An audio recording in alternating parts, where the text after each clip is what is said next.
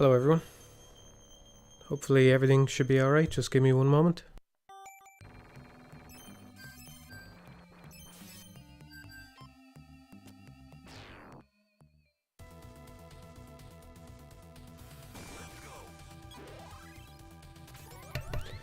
Once again, I should probably say for VOD viewers, if you are tuning in for Elden Ring, you're probably going to be disappointed.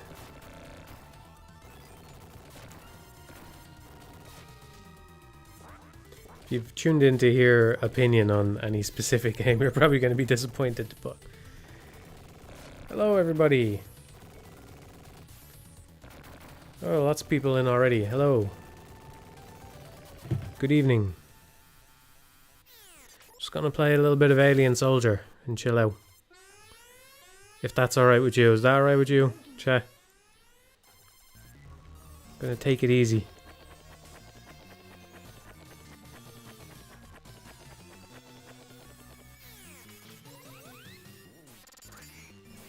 What about an opinion on Alien Soldier? It's very, very, very good. It's a very good game. Okay, I don't think I've played this since I last streamed it, so this is probably going to be a disaster. Do you get... I forget when you get the option to play around. Okay, so that's change form. Then you can shoot, and then if we want to change weapon, we do this. I have to tap that again. Okay, so it's not a hold. Forgot that. Thought maybe that was a hold. You hold A, but no, you have to tap A again. And then we do this to hover, we do this to shoot. If we want to teleport, it's the jump button. This is going to go very poorly, I can tell already, but...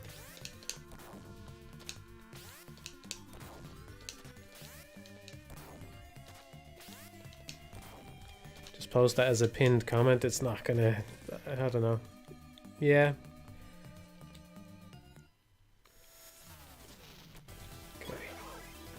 Give this a go. I might have done more harm than good trying to consciously remember the controls. Maybe I should have just played it and let muscle memory kick in.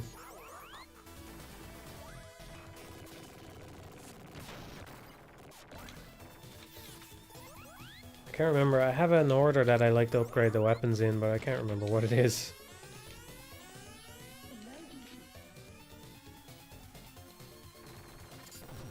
I'm playing it on a Mega SG.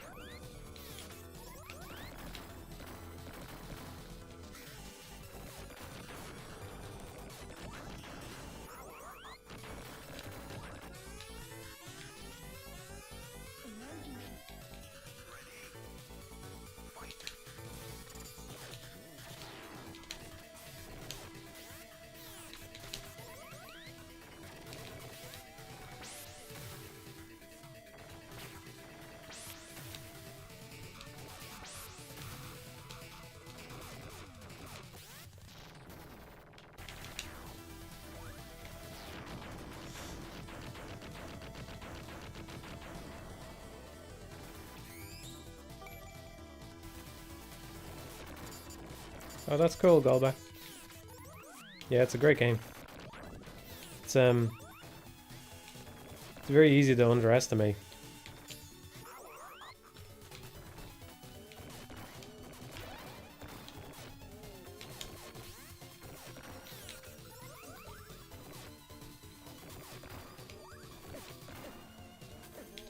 You kind of once you played it for a while, you kind of forget how hard it was in the beginning. Like this guy shouldn't have even been able to get an attack off on me.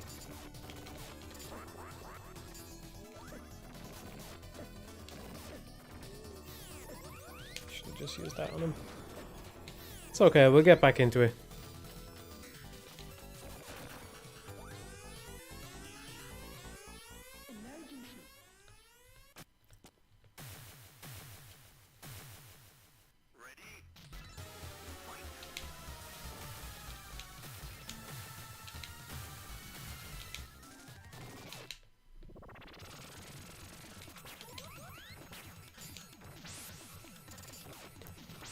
Do I have any desire to talk about E3, the not E3, E3? Yeah, but I don't know what I talk about. I mean, I watched it and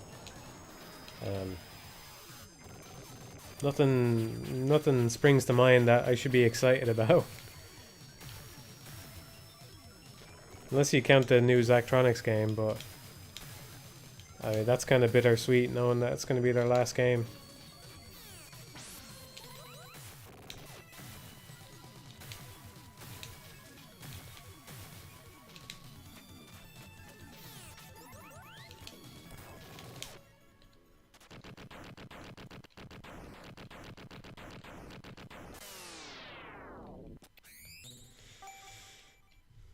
Anything anybody in the chat is excited about from E3? I mean, I'm not a Bethesda guy, so Starfield doesn't really do anything for me.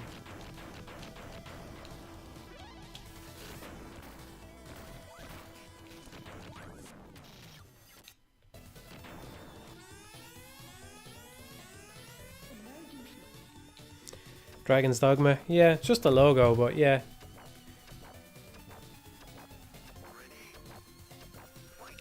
I think the only real piece of news about that is that they're making it in the RE engine, which is good. Seems like a very good engine, so I'll try and get some boost here if I can. That guy's got quite a lot of health.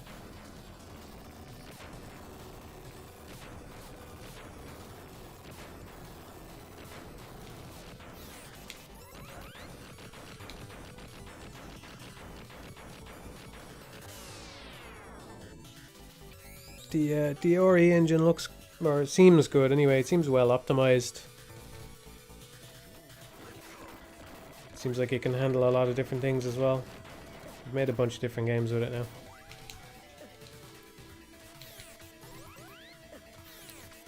God damn.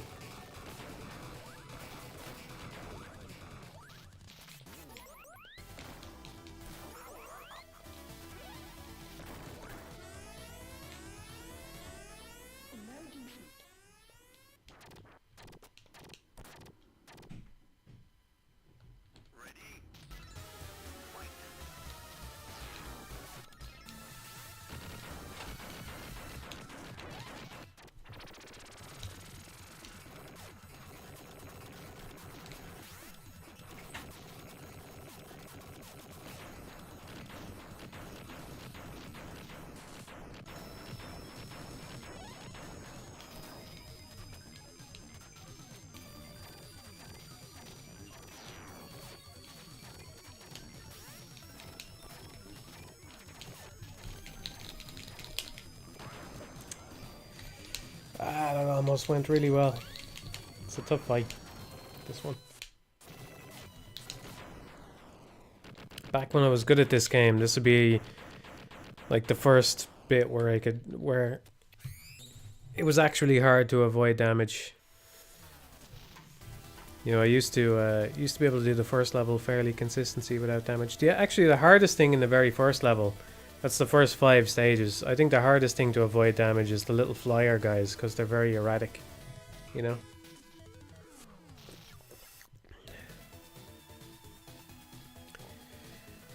Your Wind Waker video got me into retro gaming around 2014. Don't call it a retro game, please. It's making me feel old. Am I playing anything else lately? Yeah, I've played tons of games this year. I've already played more games this year than I did all of last year. Joe Bailey says Mushido and not the other name for it seems to be coming along.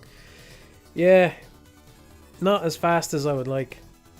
I've had a bunch of stupid real life chore bullshit I've had to do lately, so it's kind of sapped a lot of energy from me and whatever, but I just hate being pulled away from work for any reason. I feel like it's kind of a bullshit mental thing that doesn't really matter, but it's nice to have momentum, you know? I don't like losing momentum. And so yeah, lost momentum lately, unfortunately. due to no fault of my own.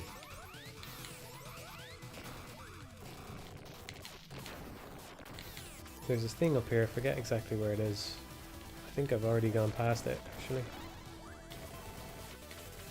So I'm down an upgrade now. Unless it's later maybe.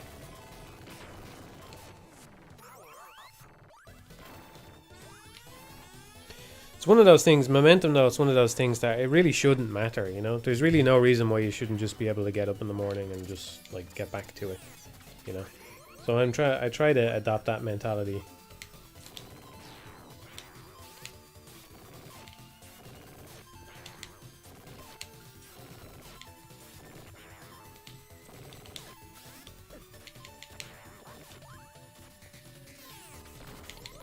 Totally forgotten what my strategy... Whoa! How did I die already? Whoa!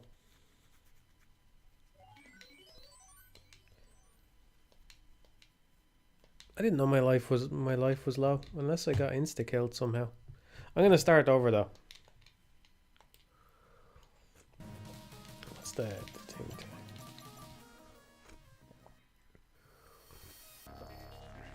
Was the timer, was it? Just goes to show, I probably made this game look a bit easy when I was streaming it before, but it's not.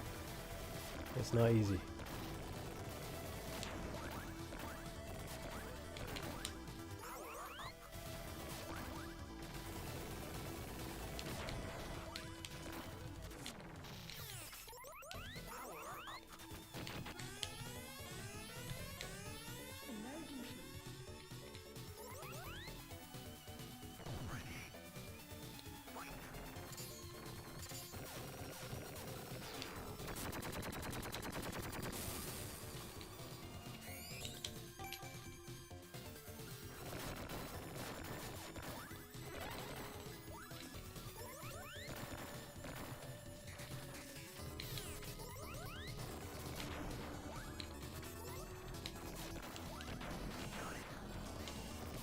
Used way too much of this homing thing now. This is awkward. Okay.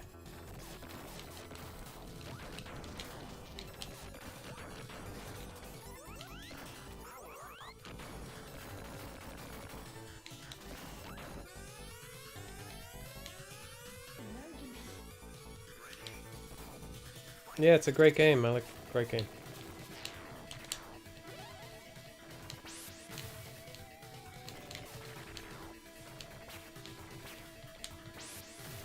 It's like, I just never get bored of it somehow, you know? I could play this game over and over again. Just never get bored of it.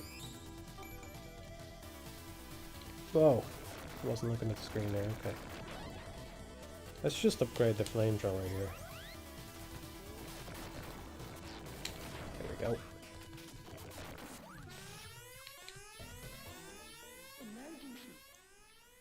we go.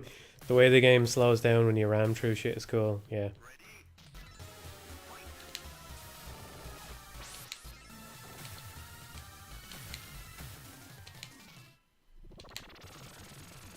I think that was one of the justifications Insomniac used when they were talking about frame rate years ago. I don't know how many people remember this, but they made some kind of blog post or something many years ago about why the Ratchet games weren't going to be 60 FPS anymore. And one of the reasons was just that players don't mind when the FPS drops in a game and kind of see it as a reward for creating so much carnage. I don't think that necessarily justifies the frame rate being constantly lowered to 30 FPS, but I think that was in that blog post. I could be putting words in their mouth there, so. But, yeah, I mean, it's true. They, like, I think that, I mean, obviously the developers were aware of these things when they were making these old games, that it was going to end up affecting the game in this way. Well, maybe on their dev kits they didn't have these frame rate problems, and it only becomes clear. You know, you can probably get a feel for where the frame rate is going to slow down in the final release, but not know exactly for sure until you play it on an actual Mega Drive. I don't know. I don't know how it worked back then.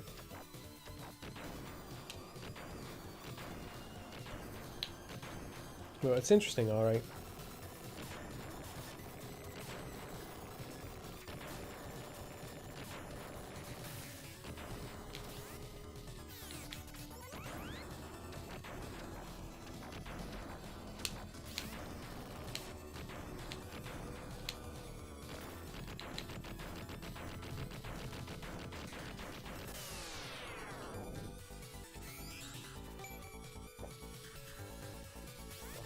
No, I have no idea for the sound design. I mean, I have a vague idea about how I want some things to sound, but no.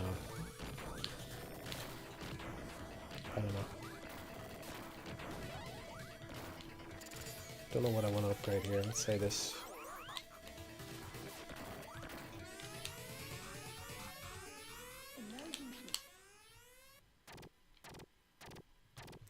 Oh yeah, the Resi 4 remake.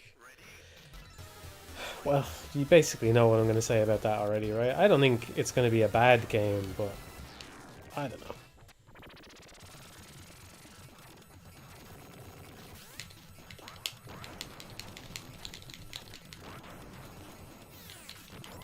Well, I will say, as much as I've actually, I don't know if I talked about this, I've played, like I said, I've played tons of games this year so far.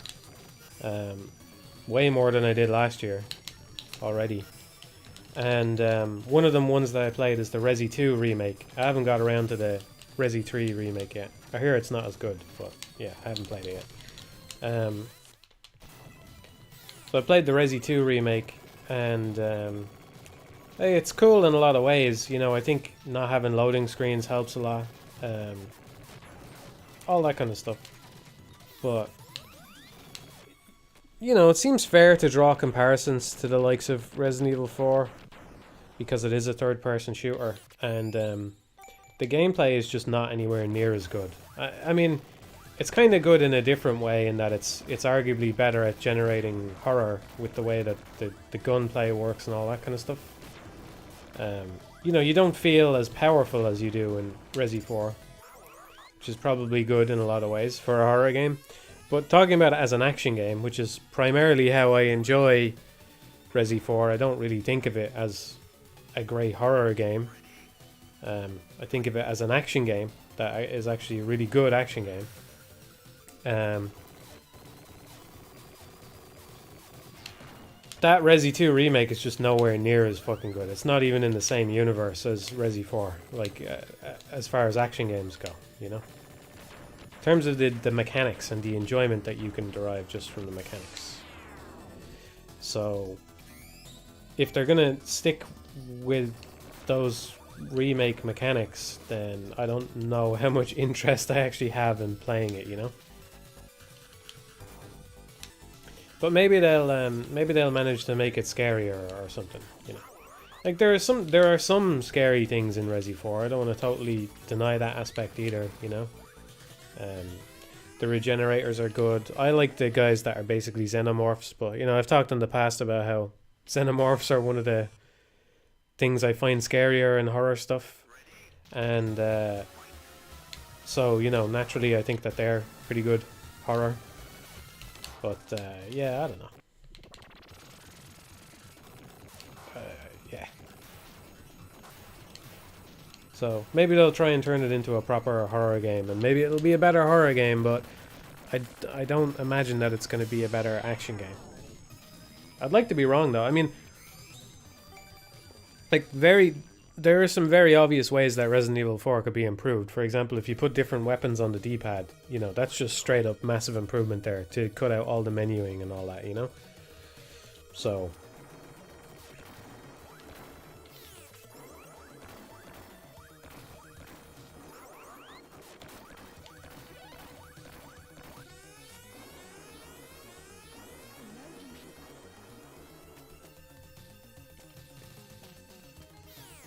I forget what weapon I like to use on this guy. I think it's the flamethrower. No, it couldn't be, could it? Oh, it must be the homing.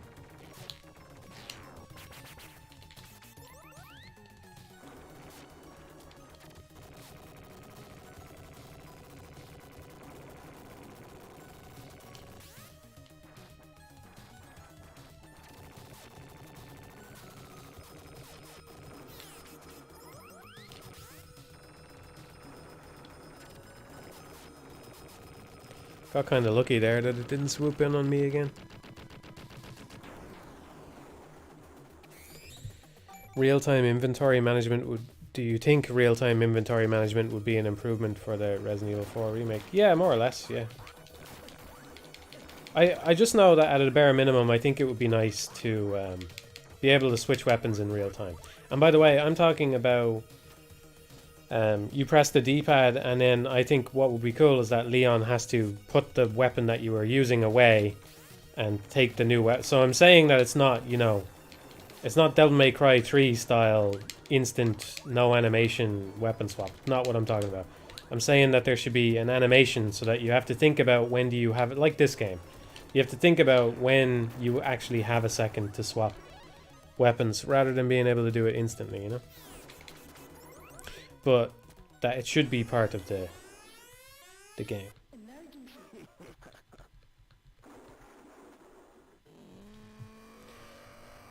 What will you do if your game makes a bunch of money? Buy a house? That would be the first thing that I would like to do. I would like to own a place to live. That sounds nice.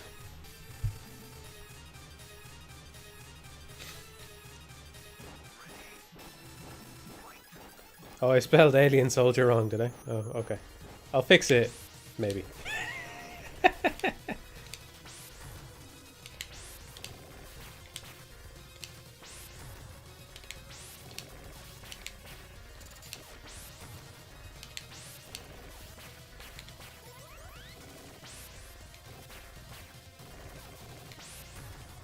How's the housing market in Ireland? Probably even worse than wherever you are. I know it doesn't seem to be good anywhere right now, but it's probably even worse here than it is where you are.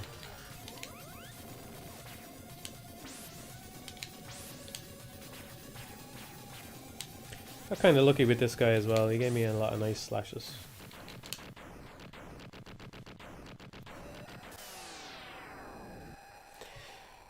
Thoughts on Zach Barth retiring from game development? Yeah, I mean it makes me sad, but not to get too sentimental, but I heard it, and obviously it makes me sad, and it's bittersweet, you know, that they like. It's nice that there's at least one more game coming from them, and it looks like it'll be good. But I also am kind of. There's at least one thing that I'm grateful for in a way, where I am sad, but basically I feel like they've already made enough great games that basically I just wish Zach all the best, you know? Like, I'm not bitter about it. I'm not saying, no, you have to make me more stuff, you know? Like, whatever he wants to do, if he's happy, I don't know if he's happy about this change or not. I don't know if it's something that they just couldn't afford to do it anymore, or maybe he's just happier. Apparently he's teaching. I don't know if that's true. I don't know what the story is at all. But I think that's a nice perspective, because, you know, I've had people say more or less the same thing to me, that, you know, like, oh, I wish you made more videos, but, you know, I'm happy that you're just doing whatever you want to do. And I feel like it put me in the shoes of some of you. And I know that I feel that way about Zach because I have respect for him, you know? So, I think it put me on the other end of that interaction, which is a nice perspective to have. So, and I appreciate all the well wishes and stuff that I got when I said I wasn't making videos anymore, even more than I did at the time. Because I think I get where it's coming from more now than I did then, you know?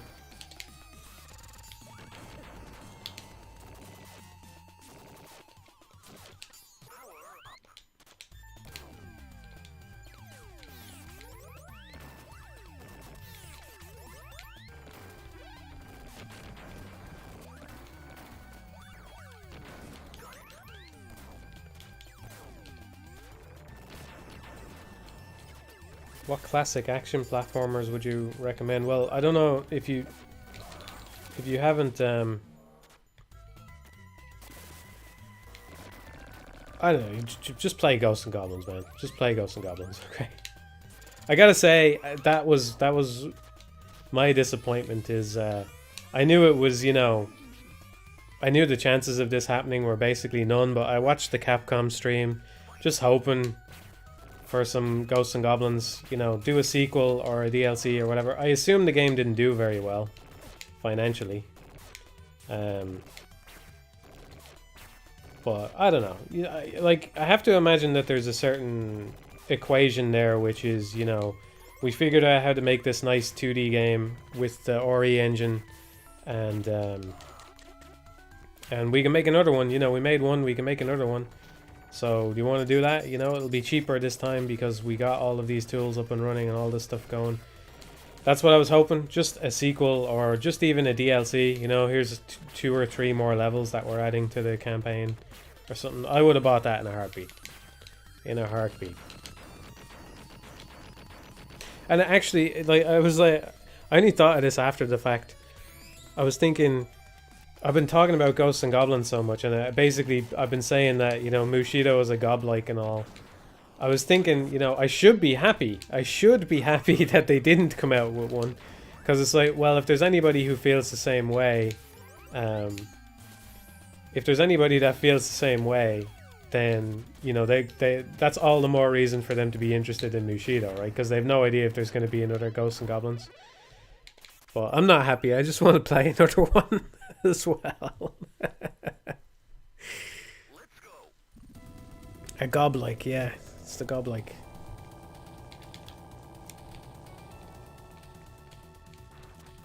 Not actually suggesting that as a genre name, you know.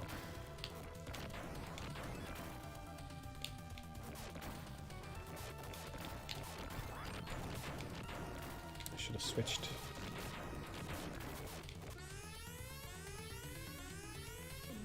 It's going to be level based. It's not open.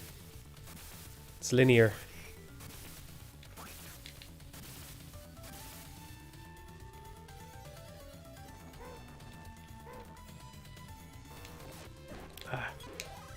Forgot to change back.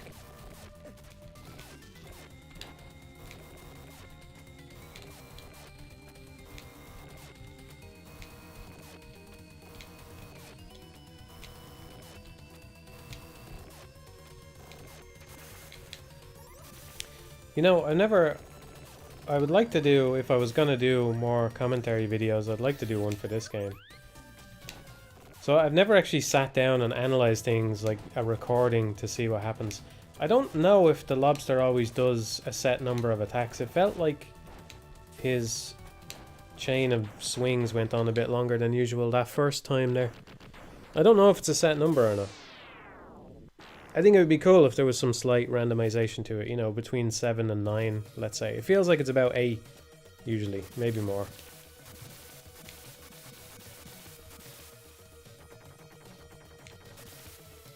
Any modern beat-em-ups you're a fan of? Yeah, I really like Streets of Rage 4. I think it's great. I think it's a worthy successor for the series.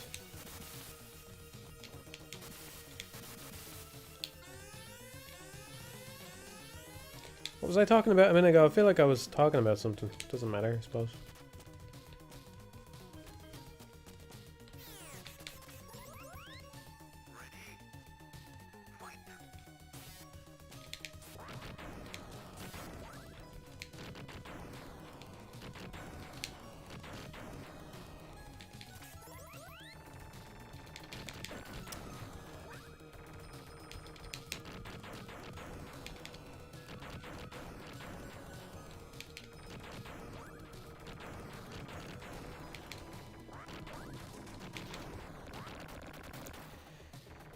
I'm annoyed I didn't get a charge up there.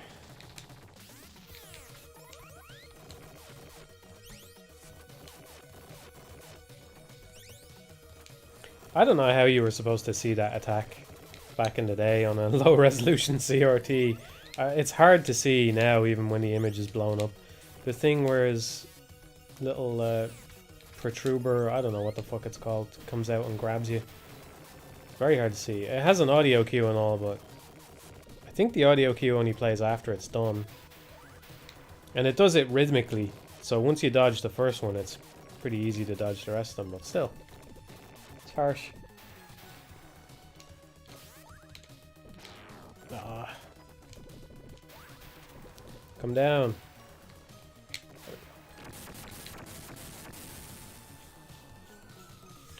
Do I have a favourite light gun game? Yeah, Point Blank. It's been a long time since I played one though.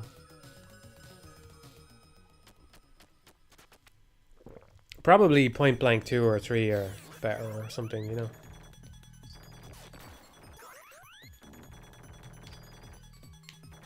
I can't remember what my upgrades are like. I'll just upgrade this thing. I think that's fully upgraded. It's just a little hard to tell. That's one thing that would be nice in this game, if it was easier to tell when your upgrade is finished.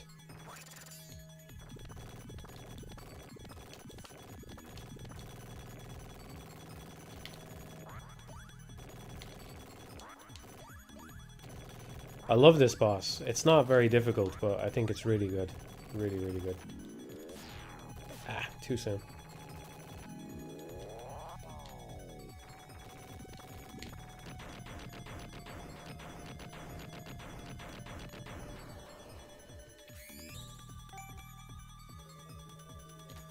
I feel like that's fully upgraded. That's not, so I'm gonna do this.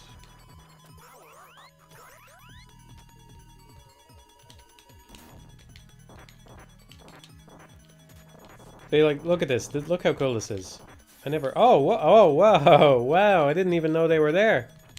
If you stand on the ledge too long, that's cool. That's really good. That's so fucking good. This game is so fucking good, man. It's unreal. All right, watch this though. This is what I wanted to show. There's actually different colors for the different weapons. See? So if you use that, and this should be blue or green. There we go. Look at that. That's so good. That's really good. The laser. See that coming in again? Yeah, that's so good. So good. So that's there for a reason, because if there's no pressure to move upwards, then it's much easier to dodge these things, you know? Like, they want you to have to dodge them repeatedly in quick succession to make it difficult. So that's why the laser comes in. Stop you from delaying and just stretching them all out one by one. The way I did it just there a second ago. That's great.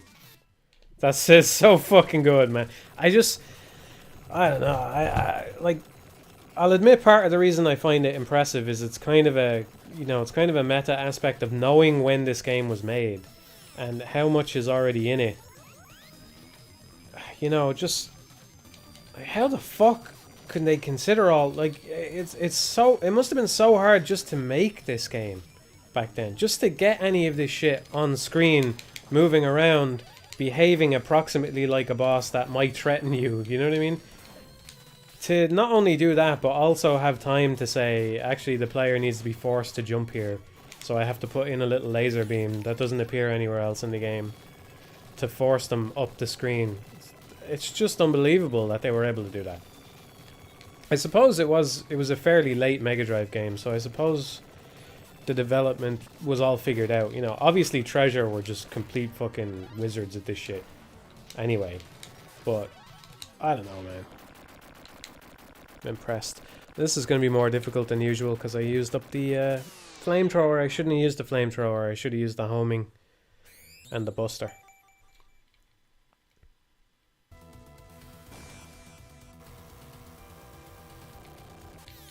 Yeah.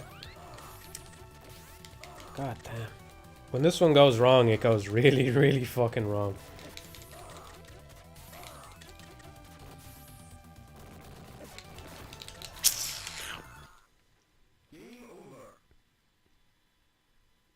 I'll just start over. I'm just gonna start over. I'm getting more comfortable with it. Whatever. It's not like you tuned in to... Not like you tuned in to see me drudge through the end of the game no matter what, right?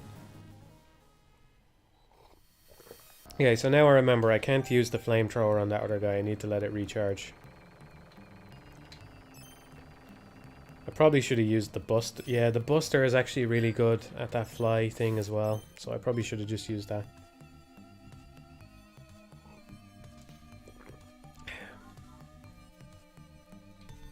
This is not a godlike, just to be clear.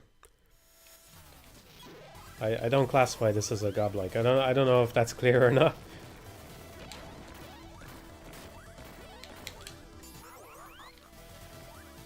This is just a really, really fucking good game.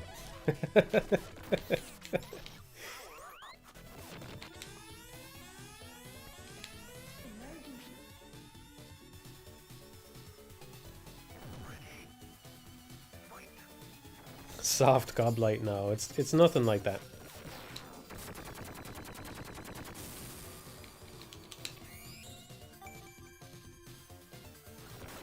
I think it's too I think it's too reactive. I don't know the word to use exactly. It's too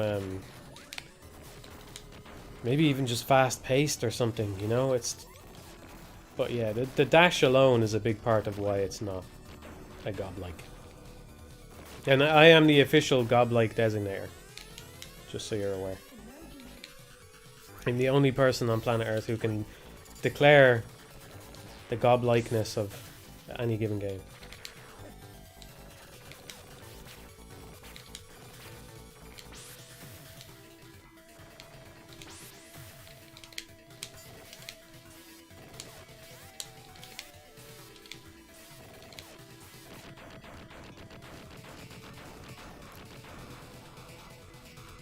I don't have a favorite fighting game. I'm not into the genre enough to have one.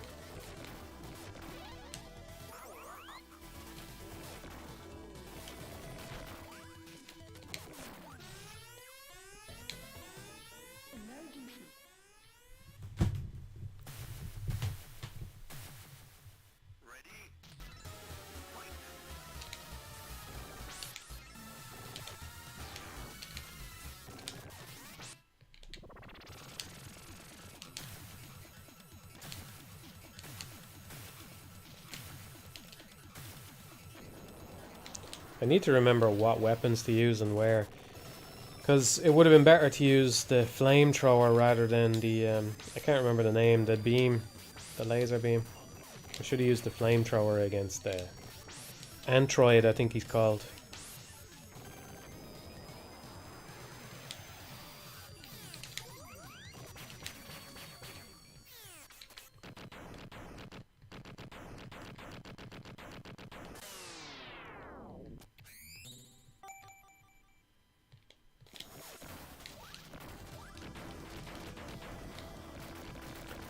Well, I already have 2 flamethrower upgrades, so why would I upgrade it again there? I should do this. That's what I should do there. So I have a second to breathe there.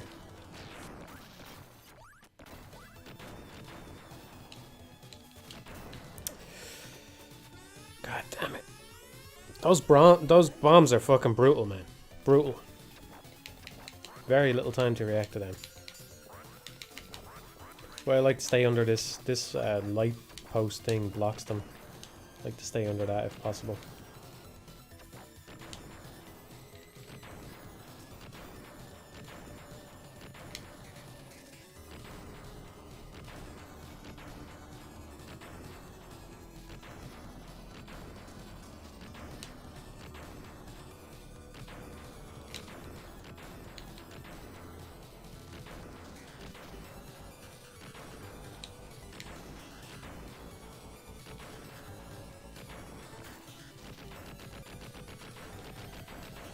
Have I seen High and Low by Kurosawa? No, I haven't.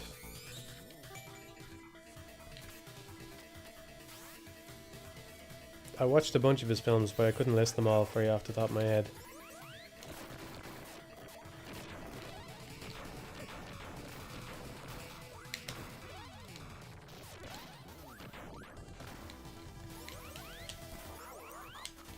Basically, you want to try and upgrade whatever weapon you're going to use on the next boss so you have full ammo.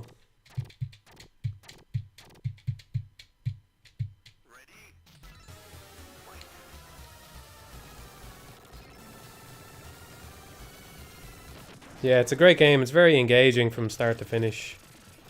That's what I like about it. There's not really a dull moment, you know?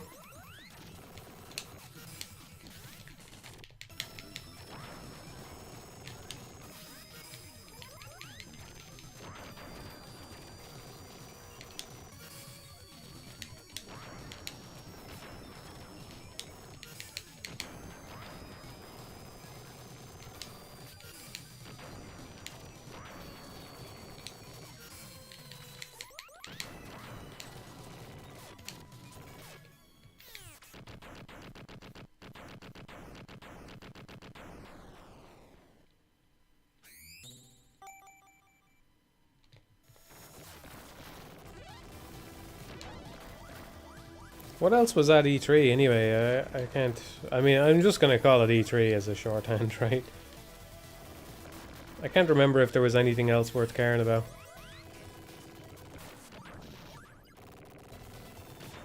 I hope Nintendo has a show soon as well.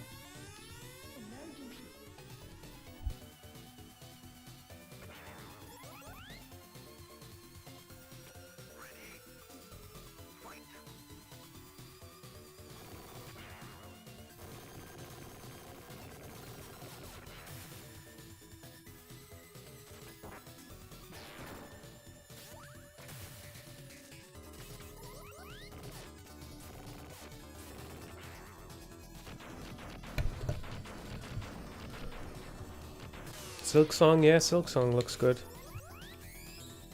Persona 3 portable on PC, yeah. I felt it coming after they did Golden. It kind of just... I don't know. Presumably whatever they did to port Golden, at least some of it carries over to porting portable as well, but yeah. It's disappointing.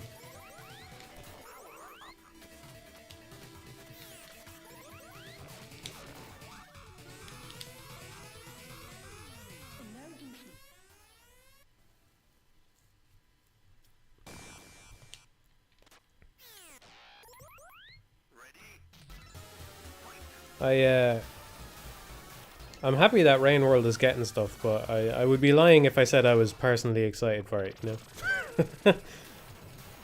I think it's cool that they took a mod on and kind of made it official like that, but I don't know, I don't really like the look of the new Slug Cats or anything like that myself. I think the game was already... It's just one of those games, it's already so good as it is that... Yeah, you know... I think adding more to it just runs the risk of making it less good. But I do think it's cool that they took the mod team on to do that.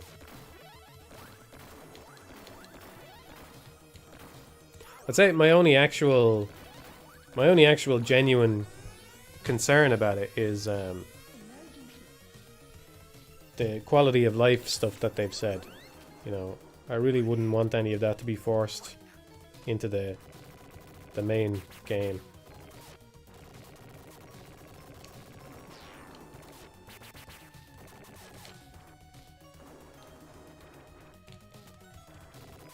Well, someone says they fully agree, they would much rather see their next game. I doubt that that's holding back their new game very much. Presumably it's still the mod team that mostly works on the mod, and they're still working on their own thing. That vaporwave thing, whatever it is.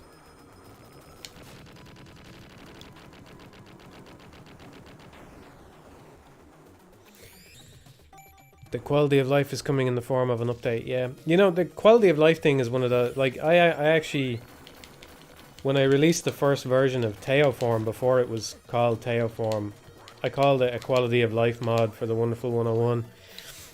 And I don't know what else it should have been called, honestly. I don't know if there was anything else I could have called it back then, because it would have seemed pointlessly aggrandizing to give it a name when it was just, I think there was 3 or 4 options on the original version, you know?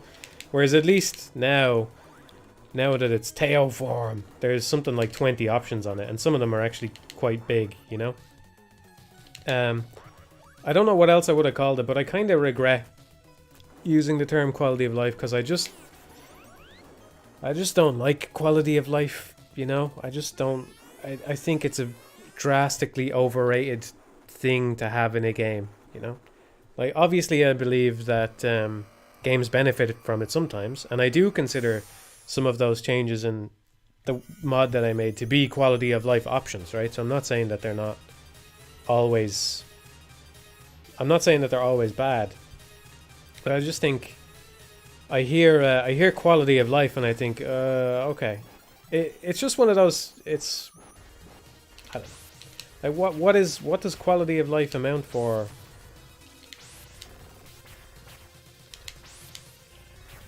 The thing I come back to, it's a similar thing. It's actually one of the few it's such a petty complaint, right? But it's something that I think applies to Rain World as well. I thought about this when I wrote it. Because I wrote that Breath of the Wild video, and I knew I was going to put the Rain World recommendation up after that video. And in the Breath of the Wild video I say that, you know, I just don't like the fact that when you enter an area the name comes up on screen. And I think that happens in Rain World as well, and I don't think it makes any sense for it to happen in Rain World. Like, I don't think that the area name should come up on screen. And actually, maybe this is on my mind because I think somebody asked me on the... I think somebody said something in the chat in the last stream about what one of the levels in Mushido could be called or something like that, you know? And I was just thinking, they don't have names. Obviously they have names internally because we can't avoid giving them names, but the name isn't going to come up on screen because it's just not that kind of game, you know? You know, it's not a Rain World-esque experiential game, but it has enough, like, it has a little bit of that DNA. It's like how, you know, like, go back to the Oddworld inspiration. In Oddworld, when you enter a new area, it doesn't just come up on screen in big text, oh, this is the area. It conveys that to you by showing you the area that you're going into. You know, like when you leave Rupture Farms, you see all the fences and stuff, you see it, right? It doesn't say Rupture Farms courtyard or something, you know, stockyard. It's stockyard, isn't it? At least I don't think it does, right? I could be wrong about this. What am I saying? Where did this come from? Yeah, so my point being that, you know, is that quality of life, right? Is there somebody out there who would argue maybe, well, I keep getting lost in Rain World, and I think it would help if the names of the places came up on screen and I would be able to better know where I am then, right? And then we'll add that in, that's a quality of life thing. If that's quality of life, it's bad. It's not a good quality of life improvement. In my mind, anyway. You know, and I'm saying that this applies to Breath of the Wild. I think it applies to a lot of games. I think it's just become one of those things that happened. I don't know if it was maybe Symphony of the Night is where this ultimately goes back to. I feel like it's kind of a touchstone that a lot of people played and enjoyed. It feels like, maybe it's just my experience here, but it feels like that's kind of where this comes from. Symphony of the Night. Somebody tell me if I'm overlooking a bigger inspiration than that. Does it happen in Ocarina of Time as well? Probably does, right? But then again, Symphony of the Night is the same year. I don't know. Point being, I don't always agree that quality of life is a good thing, and so I kind of regret using it, because when you use it, it's kind of like going, kind of like endorsing it. You know what I mean? But at the same time, you know, I have to admit, yeah, sometimes it is a good thing. Some games could use it with more of that, you know? Like, one of the things I tried adding this into the latest version of Teoform. I couldn't quite get it working, but I'll go back and try it again. But I'd like to put in an auto cutscene skipper so that you don't even have to press a button to skip cutscenes in the Wonderful 101, you know? I consider that to be a quality of life improvement. I don't think it's detrimental to the game in any real way because, you know, well, first of all, the player has to turn it on, and then,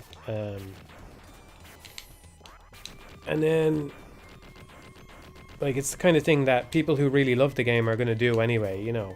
I love the game, but I don't want to watch the cutscenes every single time. So, and I think that's okay. I think even the people who made the cutscenes would understand if somebody who has played the game 10 times just wants to play the game and not watch the cutscenes and says, look, the cutscenes are great. Some of them have great action. I don't always want to watch them. You know, that's okay, right? I would feel that's okay if I had actually made a game, right, with a bunch of cutscenes in it. I would feel that way anyway. I would hope that the developers would understand that. It's quality of life. I think it's okay. But sometimes when I hear quality of life, I just think homogenization. You know, I just think, yeah, just put in stuff that's in other games and just make every game every other game. And sometimes the homogenization, what I'm getting at, sometimes the homogenization is just so nonsensical, you know? Like, we could be in a universe where games don't put the room that you're in up on screen. Games don't say you are in such and such an area. And we were in that universe for a while, you know? Like Super Metroid, for example. doesn't come up on screen. Just you're in a different area. Yeah, the elevator kind of telegraphs it better than a lot of games would be able to. Whatever, right? Doesn't come up. We were in that universe for a while. We could be in that universe again, but we're just not. We're in a different universe where everybody puts the name of the area on screen for some reason. And I just think some quality of life features turn out to be that way, you know? Having a hard time coming up with another example, but yeah. Makes me wary. Makes me wary is what I'm getting at.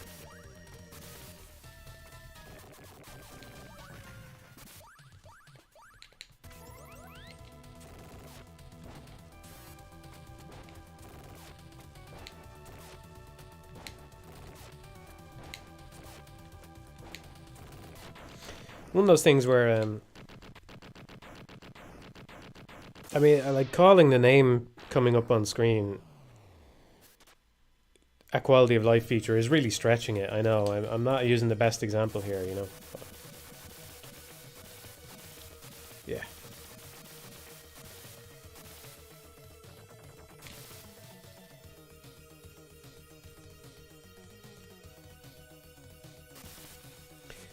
Oh, Johnny Jape says QOL.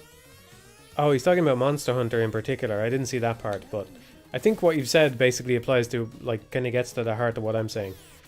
He says QOL in MH, presumably Monster Hunter, means redesigning the feature to be better will simply make it almost not matter, you know?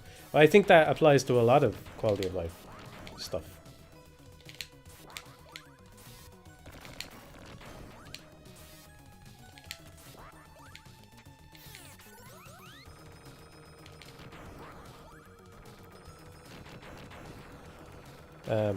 Yeah, you know, like, just to try and come up with another example, I think that respecing in the Souls game, like, I know probably most people disagree with me, maybe even here in the chat, where people are more inclined to agree with me than out in the wild, right?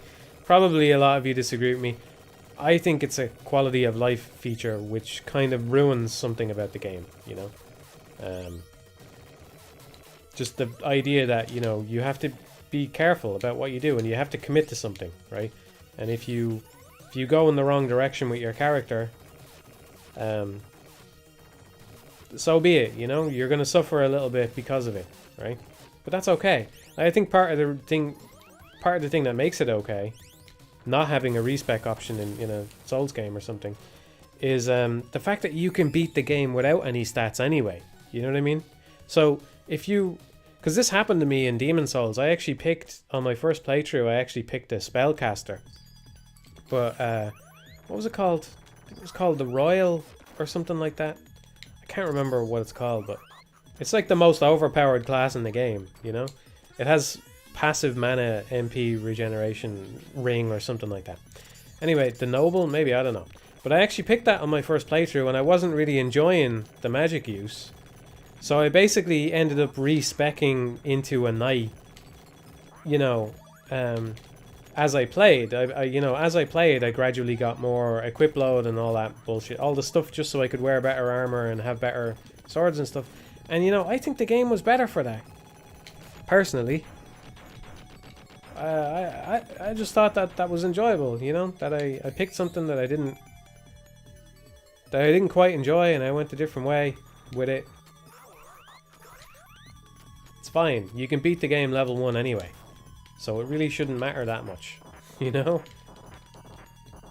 Basically any stat. I think another thing, actually... Another thing that's... another thing that people don't talk about, but... Like, another reason why it shouldn't be necessary in those games is because...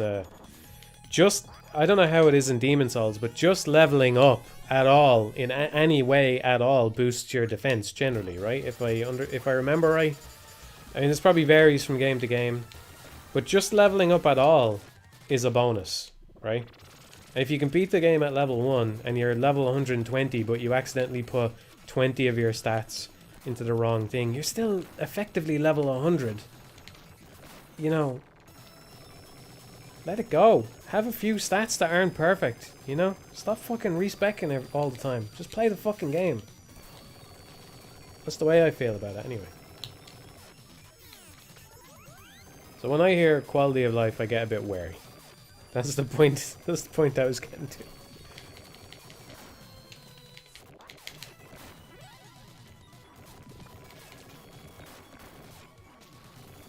I do think that there are some, you know, it comes down to preferences and all, but there are some things that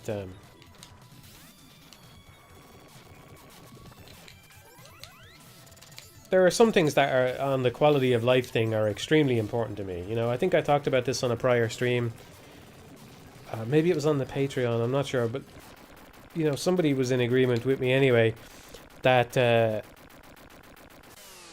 like the time it takes to restart something has a huge effect for me at least. If you ask me to do something difficult in a game but it takes a long time to restart when I fuck up, I lose a lot of interest, you know? It's got to be snappy. If you make something really difficult, really demanding, that restart option has got to be snappy. And I don't care, like, I don't care how long the checkpoints are. If the checkpoints are really long, you know, I like that they're really far apart in Ghosts and Goblins, at least if you play on Legend. I think that's cool. I'm fine with being set back 10 minutes because of a mistake, if the game is good. But if that retry thing isn't snappy, we have a problem, you know?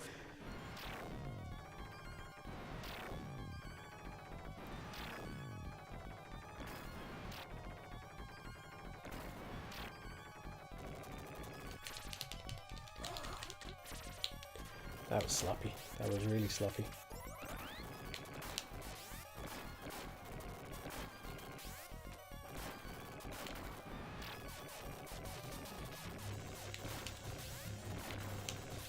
It seems like when those little spiders appear, there's some kind of multiplicative factor or something, which again, I don't know if I'm imagining it, but if that's in there, that's really clever, that's really good design.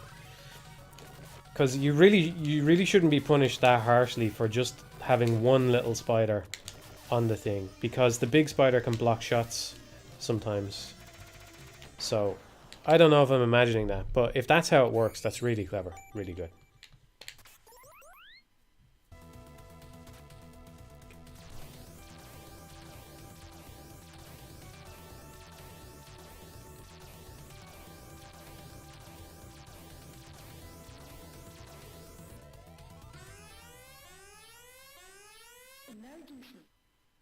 Yeah, Katana Zero was nice and snappy. Yeah.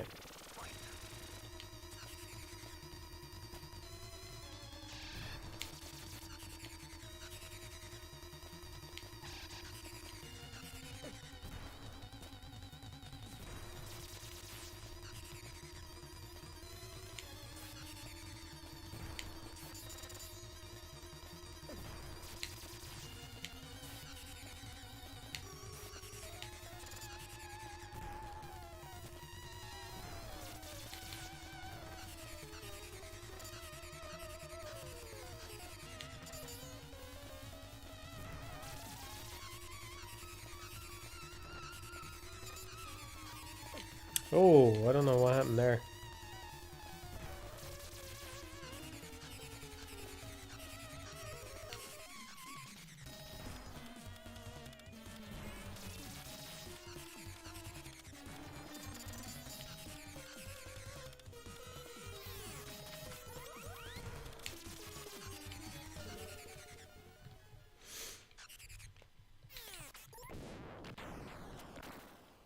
Something here can hurt you. I always forget what it is. I think it's those little wing parts that fall down. There is something there that can hurt you though.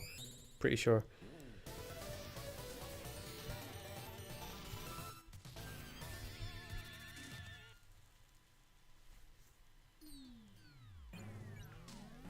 Well, you're talking about walkbacks in Souls games or whatever. I don't... All I'm talking about, I'm not saying it has to be snappy for you to get back to the boss. All I'm saying is it has to be snappy to be playing the game again. That's all I'm asking for. It's just to be back in the game with my hand on the controller performing actions again. I want that to be snappy. So that's what I meant when I said I don't care about how long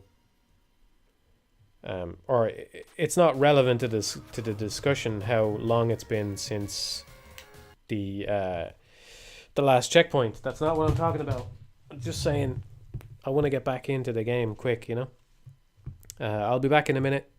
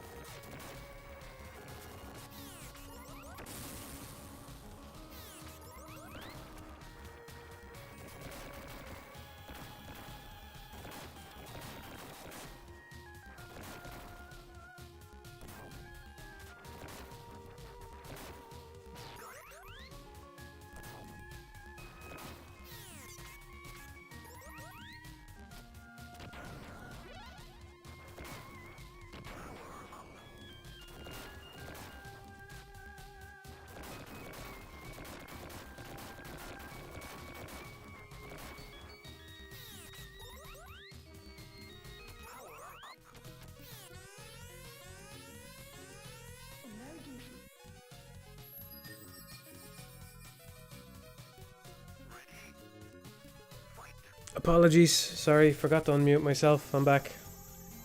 Hello. Yeah, thanks for the heads up, everyone.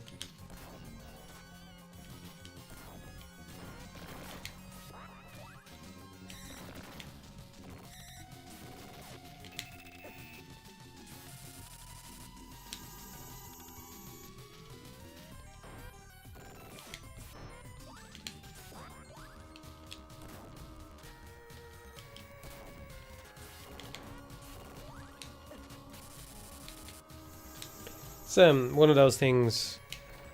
I never talked about it, but this would be. Let's assume I'm never going to make an Alien Soldier commentary, right? I think this would be one of the more interesting topics for the Alien Soldier commentary, right? So I'm just going to do it now, and then I don't have to make a commentary. I think this would probably be my favorite point to explore in the whole video. Maybe, I don't know. Well, maybe there's something else that's better, but the counter, because of the way the counter button works, a counter from each weapon, the counter is more costly depending on what weapon you use. And that happens only as a side effect of the way the counter button works. Basically, because you're not playing, right, I have to double tap the shoot button to do a counter, but because you have to double tap it, there's basically no way to do it without also firing the weapon. I mean, maybe if you do it frame perfect, that works, I don't know. But there's really no way to avoid firing a shot. So that means that it's actually really... oh, fuck. It means it's actually really expensive to use the counter when you have that thing equipped, the laser beam one. It's much more expensive to use it then than it is with any other weapon, because just firing one shot at that thing takes a whole pip of the weapon away. But it's really cheap to use it with the blaster or whatever. I think that's cool, because, or it's interesting at least, because it's a weird kind of I don't know, it's just a weird consequence of how the controls are set up. But it's kind of not real in a way. Like it's hard to describe. But, you know, I think the same is kind of true about fighting games. It's just that this is maybe a more obvious example. You know, like the way in a fighting game you have to do a quarter circle input or whatever. It means that you can't just do the move without also making your character do the motion which is associated with the move, you know? And I'm not familiar enough with fighting games to know how much that matters, you know. Psychologically, I'm sure it matters a lot for players playing against each other, doing little fake out movements and stuff like that.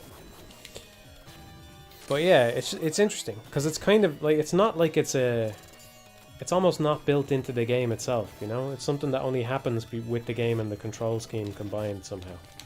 Like if you gave this game more buttons and just put the counter on its own button, that just goes away, you know? I find that interesting.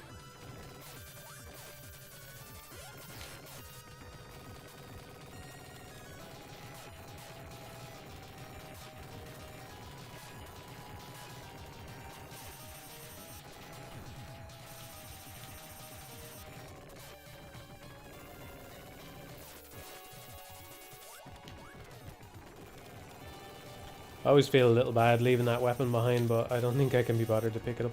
I feel like I'm killing this thing slower than usual, and I don't know why. Maybe I'm not. How come I didn't take damage there? That was a bit weird. No, I'm not. I'm killing it about the same speed as usual. Yeah. I forget how to do this bit. I think I used the laser against it. I know I want to be over here. Like this, I think.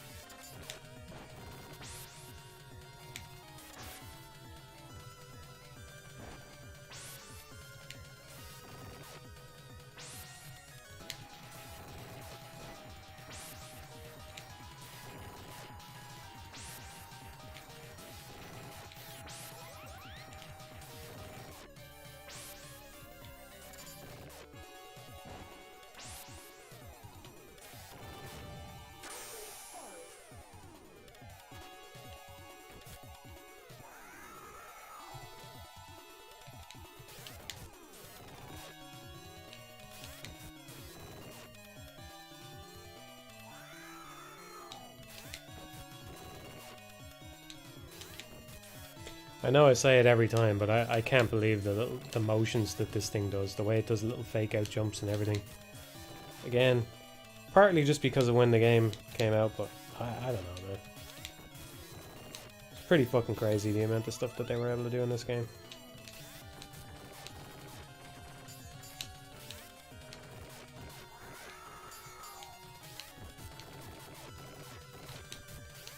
I'd like to see about implementing something like this. Because I presume it's actually kind of similar to how 3D skeletons work, where there's a hierarchy, you know? Like, I don't know exactly how it works. I don't know if anybody's ever done an article or a video about it or whatever. But presumably there's some kind of hierarchy in place that decides how freely each piece can move. They must all be connected to that centerpiece, you know? I don't know how it works, honestly.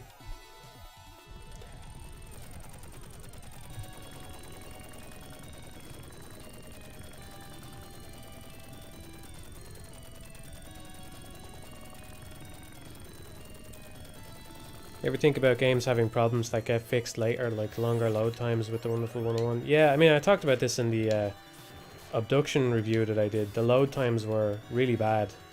I don't know how they are now, but I basically talked about how it's just not going to be a problem in the future, so I don't know what to say about it, you know? I talked about it with Riven as well, because I actually played Riven when it came on 5 discs and you had to swap the discs out. And it discouraged me from exploring as much as I would have. That went well. That last phase is the hardest, but maybe, I don't know. Probably just the hardest to avoid all damage. Not the hardest to kill, you know?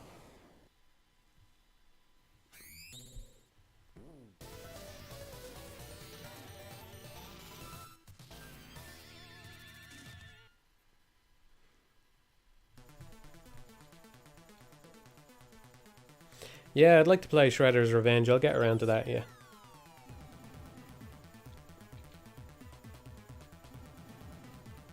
I was playing Dragon's Crown just recently, as I said on the Patreon. Playing the dwarf. Tried a bunch of different characters, but the dwarf was my guy, I think.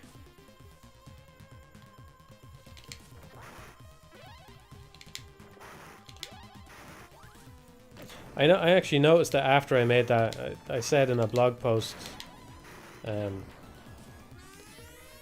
the dwarf's movement speed. The movement speed changes on the dwarf as he walks forward, which is really cool. I think it's even more pronounced on the knight, actually. I probably should have used him as the example. But it's there on the dwarf as well.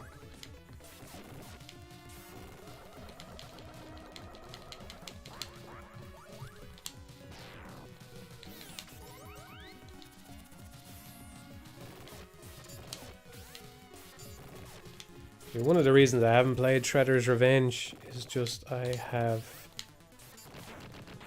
played so many games. I've bought so many new games this year that I just thought I should play something else. I did think about playing Shredder's Revenge today, but you know, I don't like to stream games that I've already or that I haven't played. I only like to stream. Oh fuck. I wasn't watching. Fuck.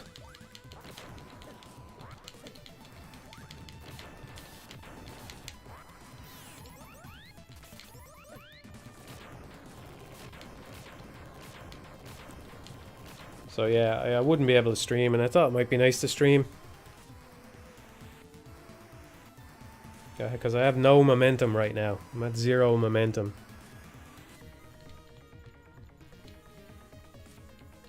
No, I haven't played Drainus yet, no. Yeah, I think I agree that Odin Sphere is better than Dragon's Crown. I think Dragon's Crown is one of their weaker games, honestly.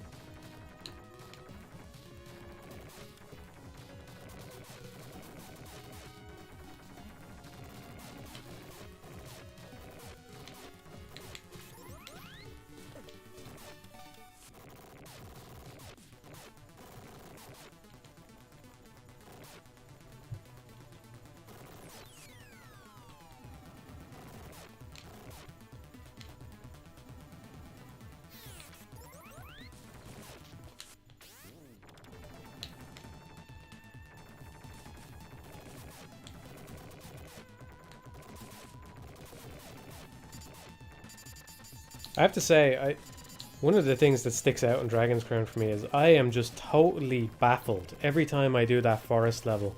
I am totally baffled that it has a big extended Monty Python reference in it. I just find that so strange, you know? It's like, obviously obviously people take influences from all kinds of things, you know, but I just think in the West, obviously, we're exposed to it more the other way around, where, you know, we all played a bunch of Japanese games like Mario and all those kinds of things, and they have an effect on us. But just, it's just weird, you know? A bunch of middle-aged Japanese dudes watched Monty Python like 20, 30 years ago, and now they make a game with the killer rabbit in it. It's just crazy.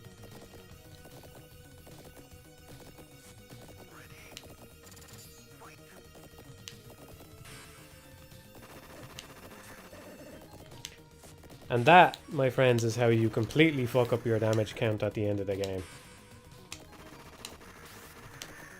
Each one of those bullets counts as its own source of damage.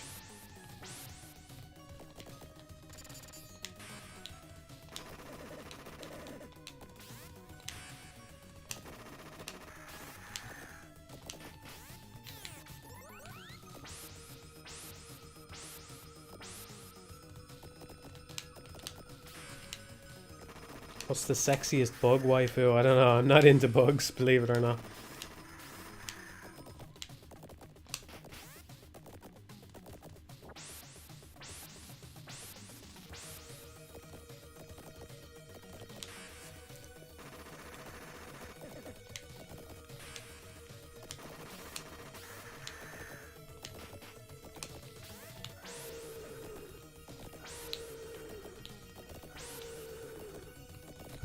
Ah, fuck. 80 damage is not as bad as I thought. Wow. I think I was over 100. I think it was well over 100 the first time I did a single credit clear. Just gonna start over, everyone. Let's go again.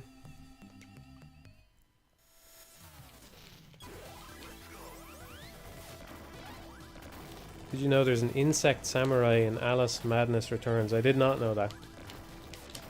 Well, I figured it's probably the kind of thing that's been done before, you know. So, that's okay. I mean, like, the reason we did it is because, or at least one of the reasons we did it anyway, is because those things, the samurai actually took inspiration from insect type stuff for their gear, you know, like this top of their gear actually has insect style stuff on it. You know, some of them have big giant dragonflies on them and things like that. So it's just an easy parallel to draw. You know, if you have a big humanoid beetle, he's innately going to look somewhat samurai-like immediately already. Just because of that. So, I'm not at all surprised that... I mean, there's probably a bunch of people that have done it before as well.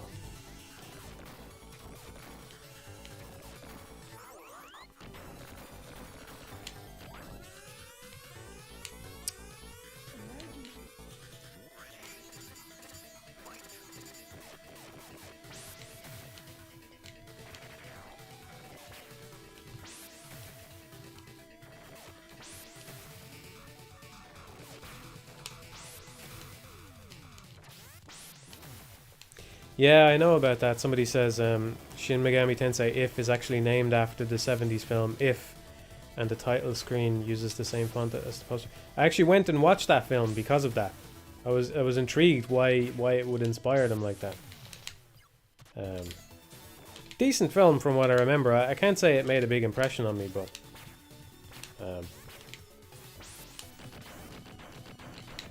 yeah, it's a pretty decent film.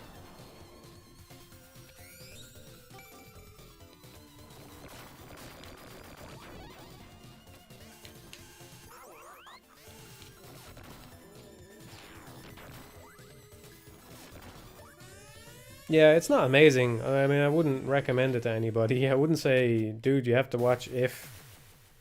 But I think there's a lot of worse films you could be watching in the same time span, you know? Maybe it's one of those things that it's just... I don't know, like maybe it's relatable for people who are in boarding schools and kind of, you know, says something about their experience. But also I think that, you know, part of being a good film is letting people into the experience, you know. Like, I didn't go to a boarding school, but if I watch If and it's supposed to be about that, then, you know, if I come away thinking it wasn't amazing, then maybe that's as much a problem with the film as it is with me, you know. Like, you shouldn't have had to have gone to a boarding school to appreciate the film, is what I'm saying.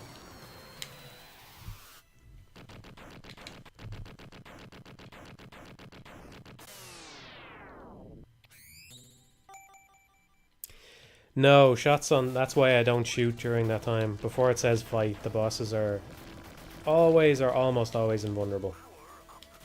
It kind of... The timing on it kind of varies a little bit, I think. Like I don't remember the game as well as I should right now, but there's the big frog guy is called Joker, coincidentally, with the Persona thing we were just talking about, because that's what If eventually turned into Persona, basically, from my understanding. But the frog thing is called Joker, and that one there's an even longer delay on that than usual. So if you watch me fighting him, I tend to delay before shooting him, because I don't want to waste my shots. You still burn through ammo.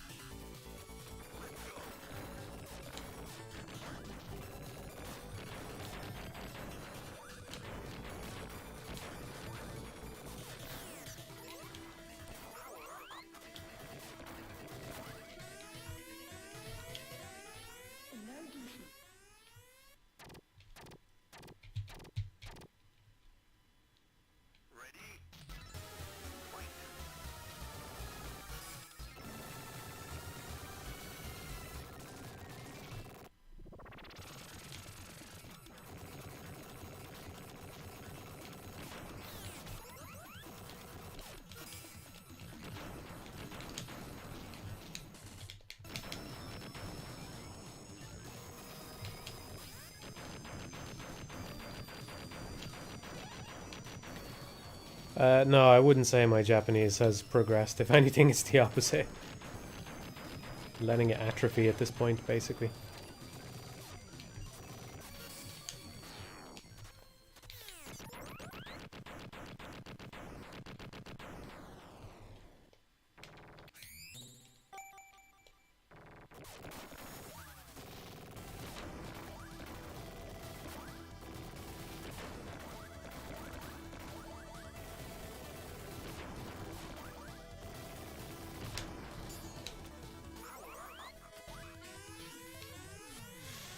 This guy I was talking about, there's I'll shoot him early so you can see that there seems to be a longer delay.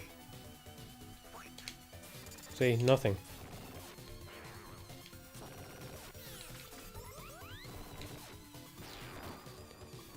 Wasting most of that.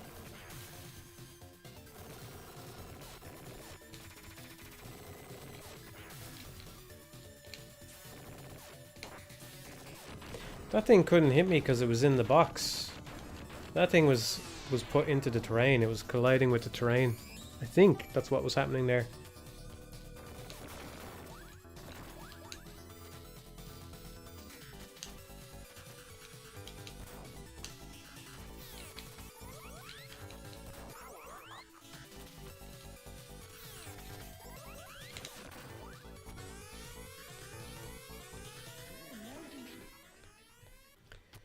What is it about match streams that just makes me want to ask questions? Well, probably the fact that I don't stream very much for a start.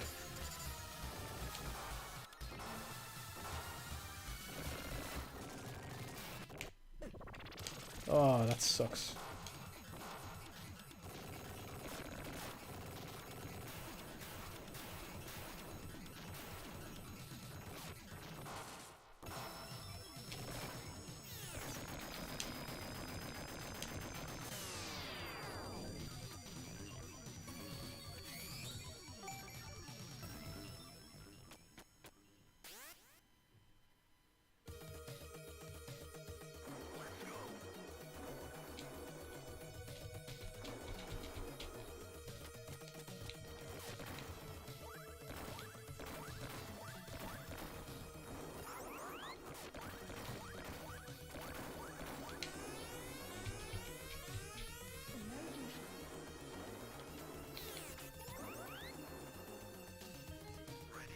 Streaming when you should be deving, Brad. Yeah. It's not my fault. I have no momentum. It can't be helped at all.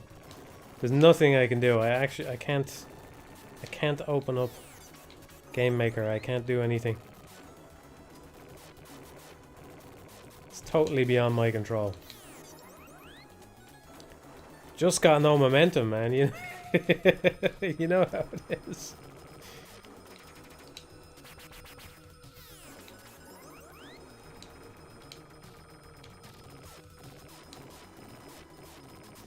The film in Metamicro videos is Nostalgia. It's a Tarkovsky film. So one of the reasons I used it is because it's actually used in The Witness. You can see a scene from it in The Witness. So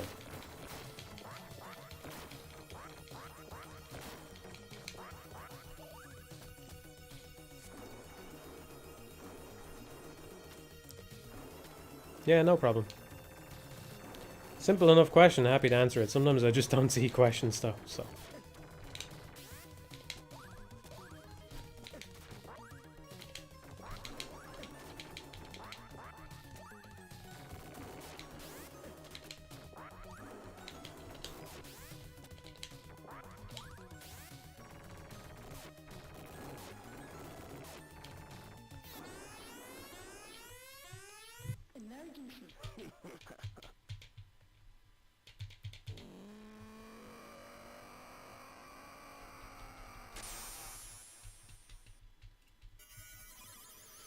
Yeah, I talked about the Zachtronics thing, Zach retiring. Makes me sad. You know, I'm not as hyped for their next game as I normally would be. Normally I would just be really looking forward to this. It does put a little bit of a dampener on them. I don't know.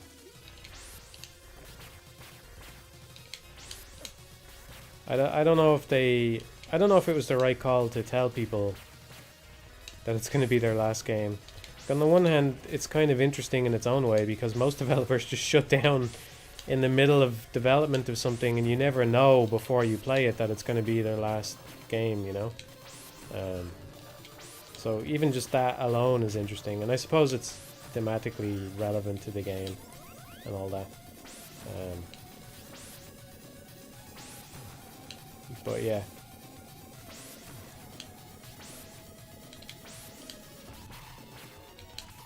I didn't tell people when I put up Metamicro videos that I was going to stop because I just kind of wanted to let people enjoy it, you know? And I'm kind of wishing Zach had done the same thing for me. But on the other hand, I will probably make extra effort to savor it because I know it's the last one. You know, I'll just reflect a little bit here. One of the things for me, one of the things I enjoy about the Zachtronics games that I'm going to miss is even before they come out, just going on the Steam page and looking at the screenshots, you know? I like to go on the Steam page, look at the screenshot, and kind of try and figure out how the game works just by looking at a screenshot of it, you know? I find that fun. So I used to do that when their games came out, you know? Looking at Opus Magnum and going, okay, the instructions are down the bottom there, and that turns the hand, and that number must correspond to that hand. Oh, I get it, you know?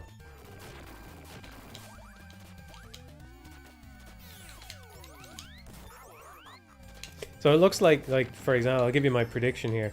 It looks like the kind of Lovecraftian game is it looks kind of like Cellular Automata, so that you put down the rules for the Cellular Automata, and then it evolves. So I think it's a case of like, I don't know how to put it. But yeah, basically, I think it starts in the same place every time, or something like that. Or you don't get to control where it starts out, but you have to generate rules that will cause it to create a certain flesh pattern down the bottom of the screen. I think that's what it is.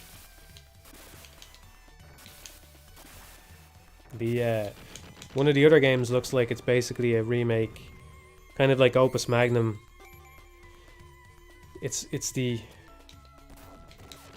Since Opus Magnum was a what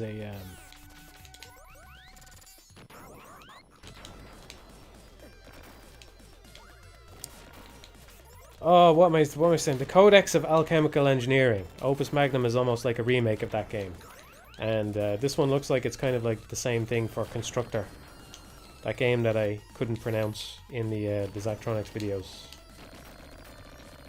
So there's that. But yeah, I just enjoy trying to figure out what the games are going to be. Just one of those little things, you know.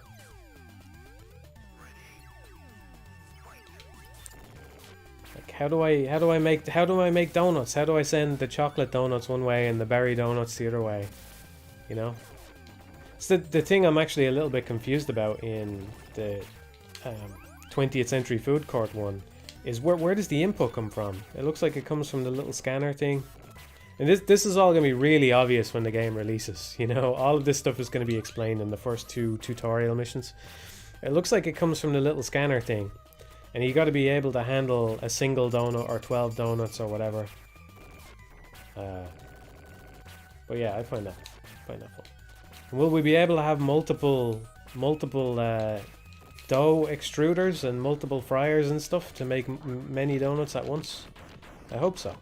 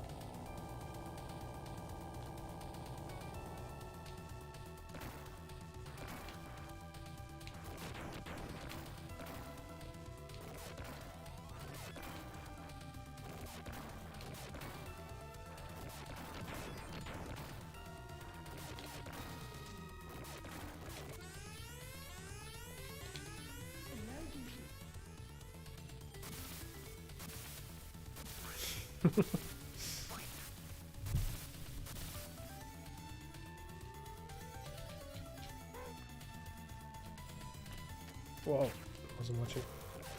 Yeah, I saw the gameplay footage for Sonic Frontiers. I've never been into the 3D Sonic games though, so I don't think, at this point I don't think I'm the target audience. I think it would have been very hard to win me over anyway. But yeah, it didn't look promising.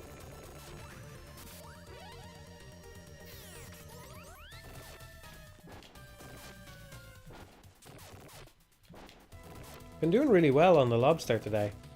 Normally he annoys me. Just not overthinking it. Just left, right. That's it.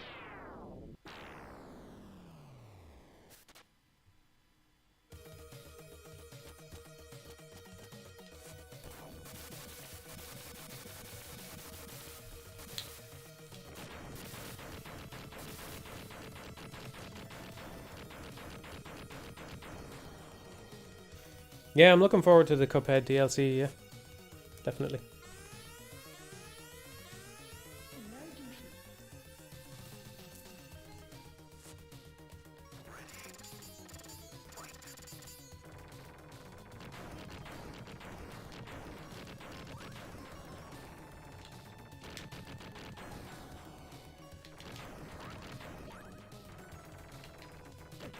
Jesus.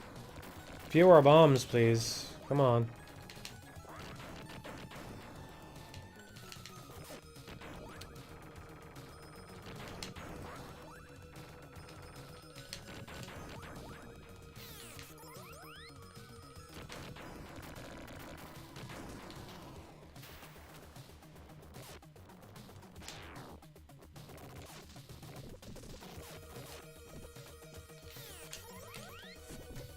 I don't know. I can't read the chat right now, so I don't know what else to talk about. But yeah, I like I said, I really enjoy kind of prefiguring out at least some little bits and pieces about the Zachtronics games. I know this is greedy of me, but I really want them to the thing, because all their games release in early access and they usually get a bonus campaign afterwards. I really want just one more mini game, you know? Give me one more Give me one more problem-solving thing. Because they said they might add a different mini-game, you know? That's what I want. If I was in Zach's shoes, I don't think I could resist adding one more game in an update. If they can pull it off. I mean, I don't think I could resist doing that. That's what I would like to see. Just one more, man. Just one more. Well, you know, the great thing about those games, though, is you can play them for a very long time. There kind of doesn't need to be many more anyway. There's already, I haven't gone back and beaten the Exapunks bonus campaign.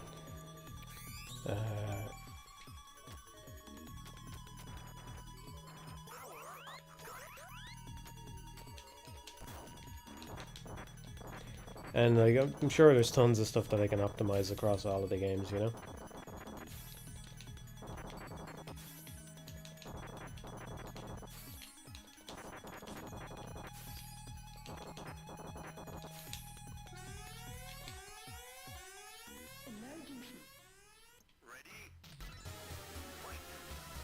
You spam parry on the cocoon.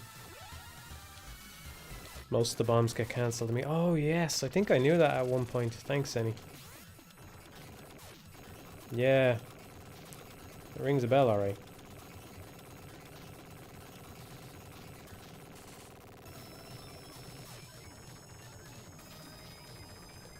I basically though, I think if you do it that way you can't actually pick the bombs up because they're overlapping with the cocoon. So basically I want to get a few bombs off of him so that I can Phoenix dive through him, because he has one of the tightest time constraints in the game. He's one of the only bosses that has actually killed me on time. I remember when I was first trying to just get through the game, I talked about this before, I would play the game over from the start. What I'm doing on this stream, which I never had to do before because I used to be able to just beat it consistently. But starting the game over from scratch. And that one, I remember thinking, this is impossible. You only get like a minute to kill him. This is fucking impossible. The time requirement is too tight. Now I can usually get him with at least 30 seconds remaining, but I remember thinking it was really hard. But the time usually isn't a factor for most of them, but there's a couple of them that just have really low time requirements where it becomes something you have to pay attention to, which is good, I think. I like that it's not always that important, you know? They just made it more important for some fights than others. Yeah, well the thing is, I'm always gonna not have a Phoenix dive there, personally. I mean, I know after the lobster you can avoid that guy that moves around, but if I have a Phoenix dive, I always try and use it on him just to get rid of him. Because it's very erratic, you know, so I always go into the moth without a Phoenix dive. It's like the only boss in the game where I'm guaranteed not to have one. But yeah, you're right, once I get it, I should just play the safer way.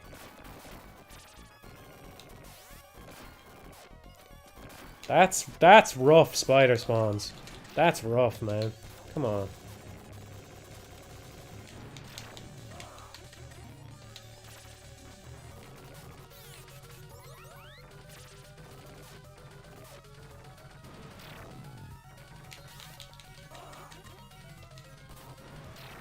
I feel a touch cheated by that one. I don't think I played that too bad. I feel a little bit cheated by that one. I don't know, I'd have to watch it back, but I know I was chatting and all, but I feel a little bit cheated by that one.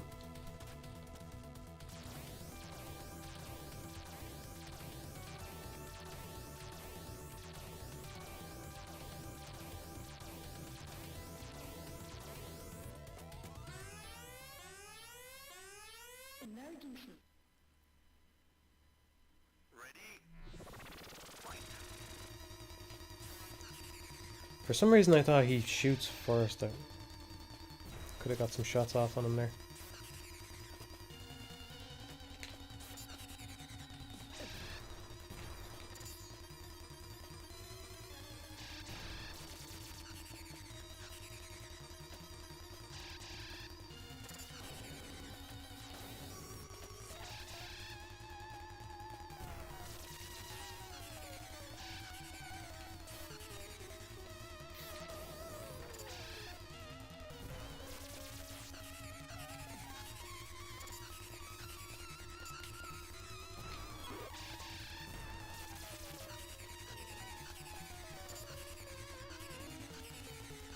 Yeah, the homing screwed me. Yeah, that's partially my own fault. The homing becomes really bad if you angle it a certain way. Like if you're close to an enemy and you angle it a certain way, you can't loop around fast enough to hit them. Maybe that's what was happening. I'm not sure. But yeah, I don't know. That felt like a lot of spiders spawning very close to the big one. All of a sudden. Well, I'll get all my health back now anyway. Let's see what hurts you here. The head? These things? Oh, I thought that was going to fall down. It must be those things that fall down.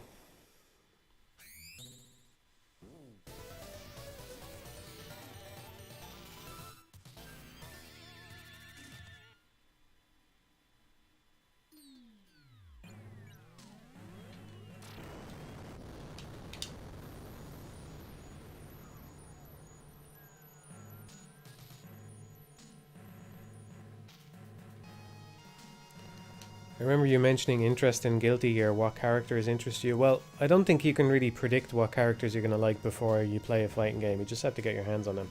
I played Exert a bit, and the one I gravitated towards was Raven.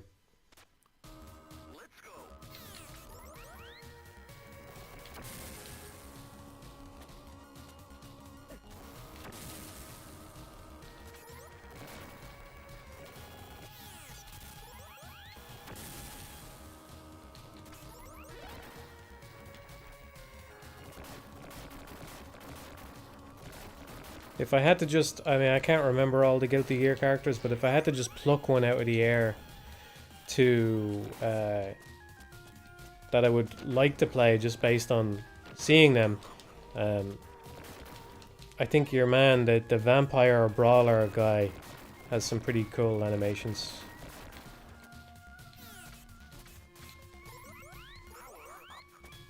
I don't know what his name is.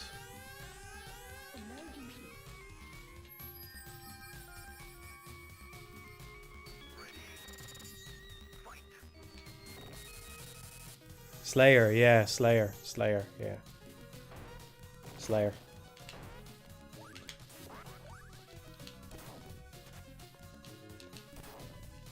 Expected me to be a Kai main. I did kind of click with him. He's the one who's got that overhead. He's got a better, faster overhead than a lot of people, right? So one of those things you need to watch out for when you're getting used to the game. If I remember right. I remember enjoying that.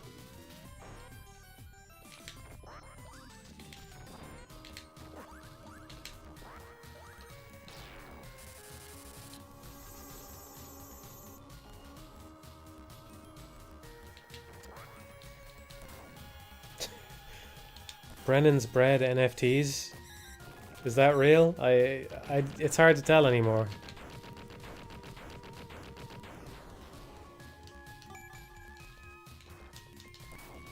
I will not be buying bread NFTs. Oh, nearly fucked up my weapons there. That was close.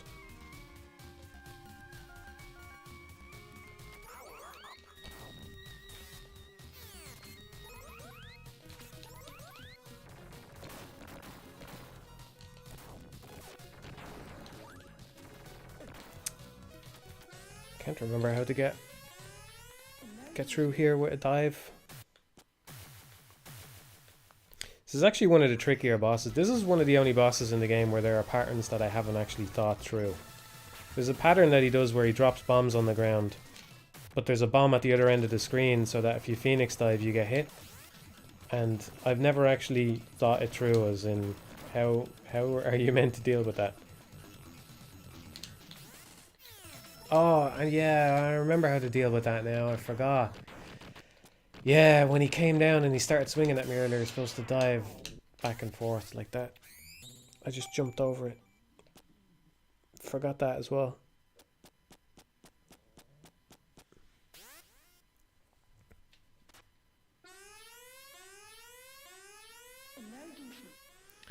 You're on the cusp of buying SMT5. Do you recommend it if I like Strange Journey?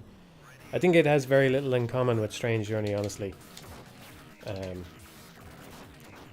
There are things I like about it and things I don't. It has one big flaw. I see it as a flaw anyway. It has one big flaw that I think is a big problem for an SMT game. Like if they do a re-release, I'm really hoping that they change it. I'll tell you what it is. I don't know if you want to count it as a spoiler or not, but I'll tell you. It has to do with the gameplay, a way that the gameplay is different from other SMT games that I don't like, which is that there is very strong level scaling in the game, which I don't think any of the other games had, and it's a problem. Like, it's a problem. I don't like it at all. Basically, if you go into a boss fight on the same level as them, you'll probably have a similarly engaging experience to any other SMT game. But if you go in above or below, it's a very different ball game.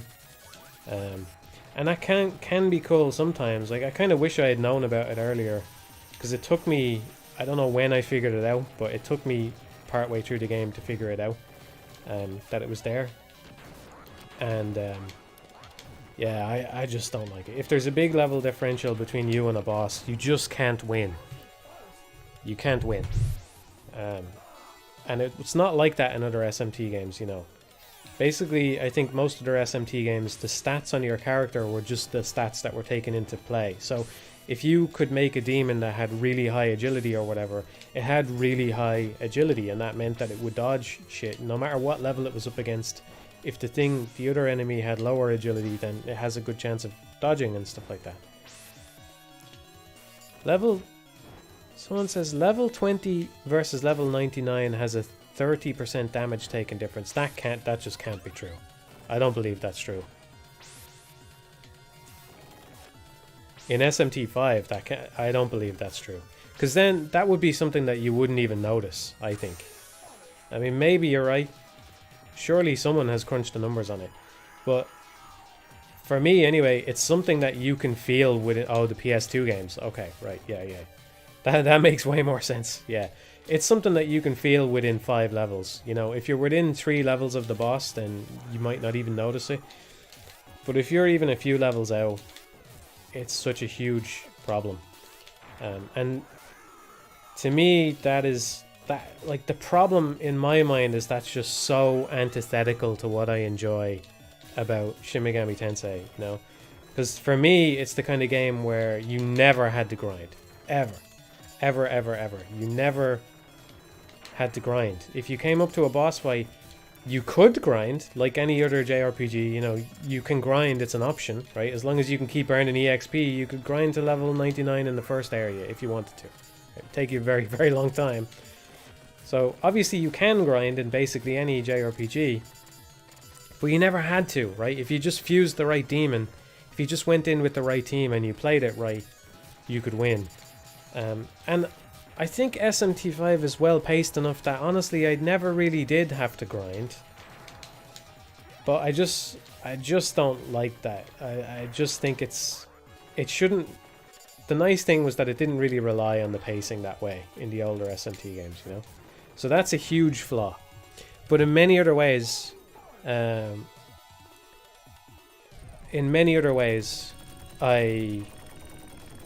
enjoy it a lot. I think the soundtrack is fantastic. For me personally, it was worth playing the game just for the music. And I think there are a lot of other things to like about it. And I think in the games, in defense of the level scaling thing, I will say that at times some of the battles were some of the best battles I've ever had in an SMT game, where I had to play it carefully. I had to plan out my moves carefully and, you know, avoid risk and all that. Now, granted, that you do have to do the same thing in other games as well, like even Nocturne or SMT4 sometimes. So I think you can argue that it paid off in some ways, but it's just so extreme that it sapped a lot of the energy out of the game for me.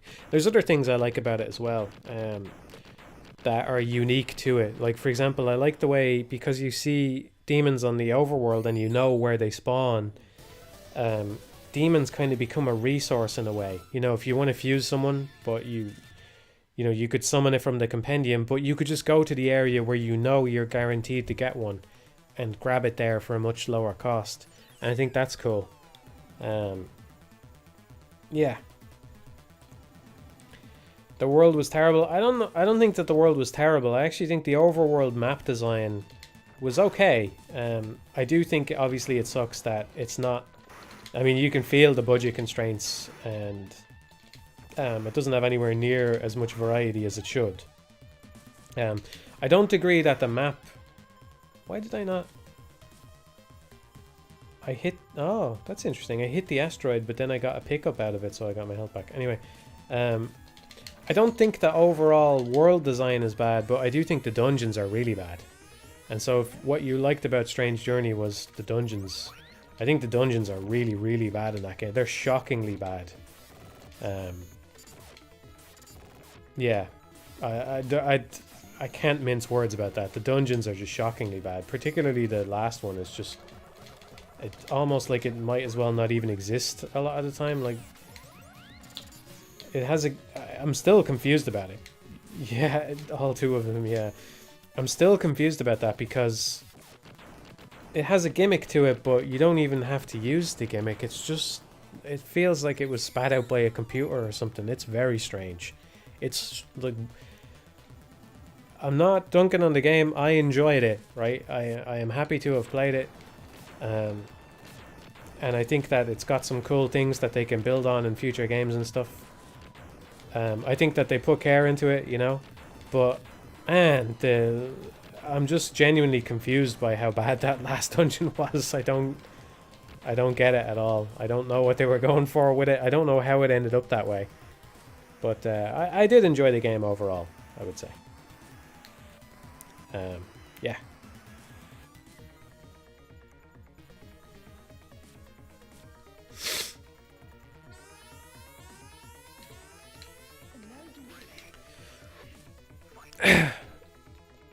Make the game look too easy. Any tips? Well, I don't know how long you've been watching. If you watch the stream, you'll see I started out playing pretty poorly here. Like, the tips would be, one of the biggest things you can do is know which weapon to use against which boss, which does require you knowing how the game plays out overall.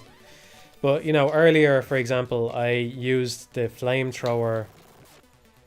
I used the flamethrower against some boss, and it kind of came back to bite me. I can't remember which one. Oh yeah, I used the flamethrower against the big spiky guy, the big plant that has spikes. And then when the fly picked me up, I didn't have a flamethrower for him, and that's bad because the flamethrower is the best weapon against him. So just knowing what weapons to use against what bosses is good, and where to save them and when to use them, you know.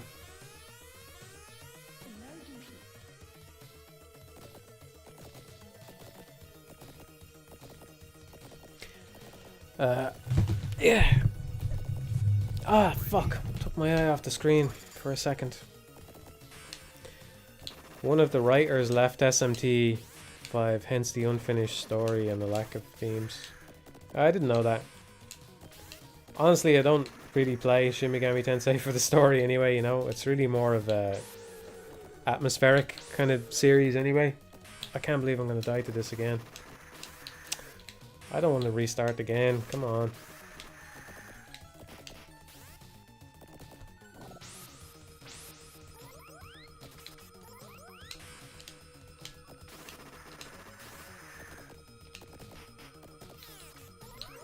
Ah, for fuck's sake.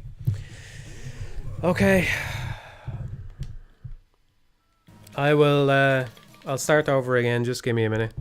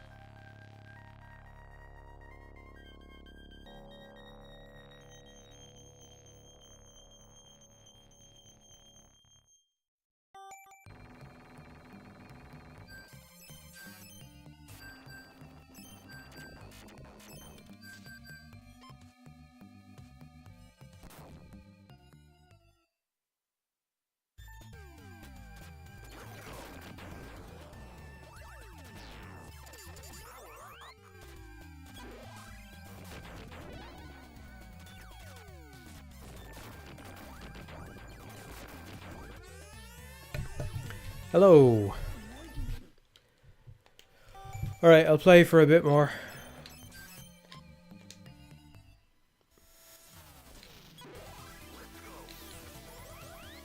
Interested in the Dead Space remake. I don't know, I haven't seen anything about it. I don't know if it's any good.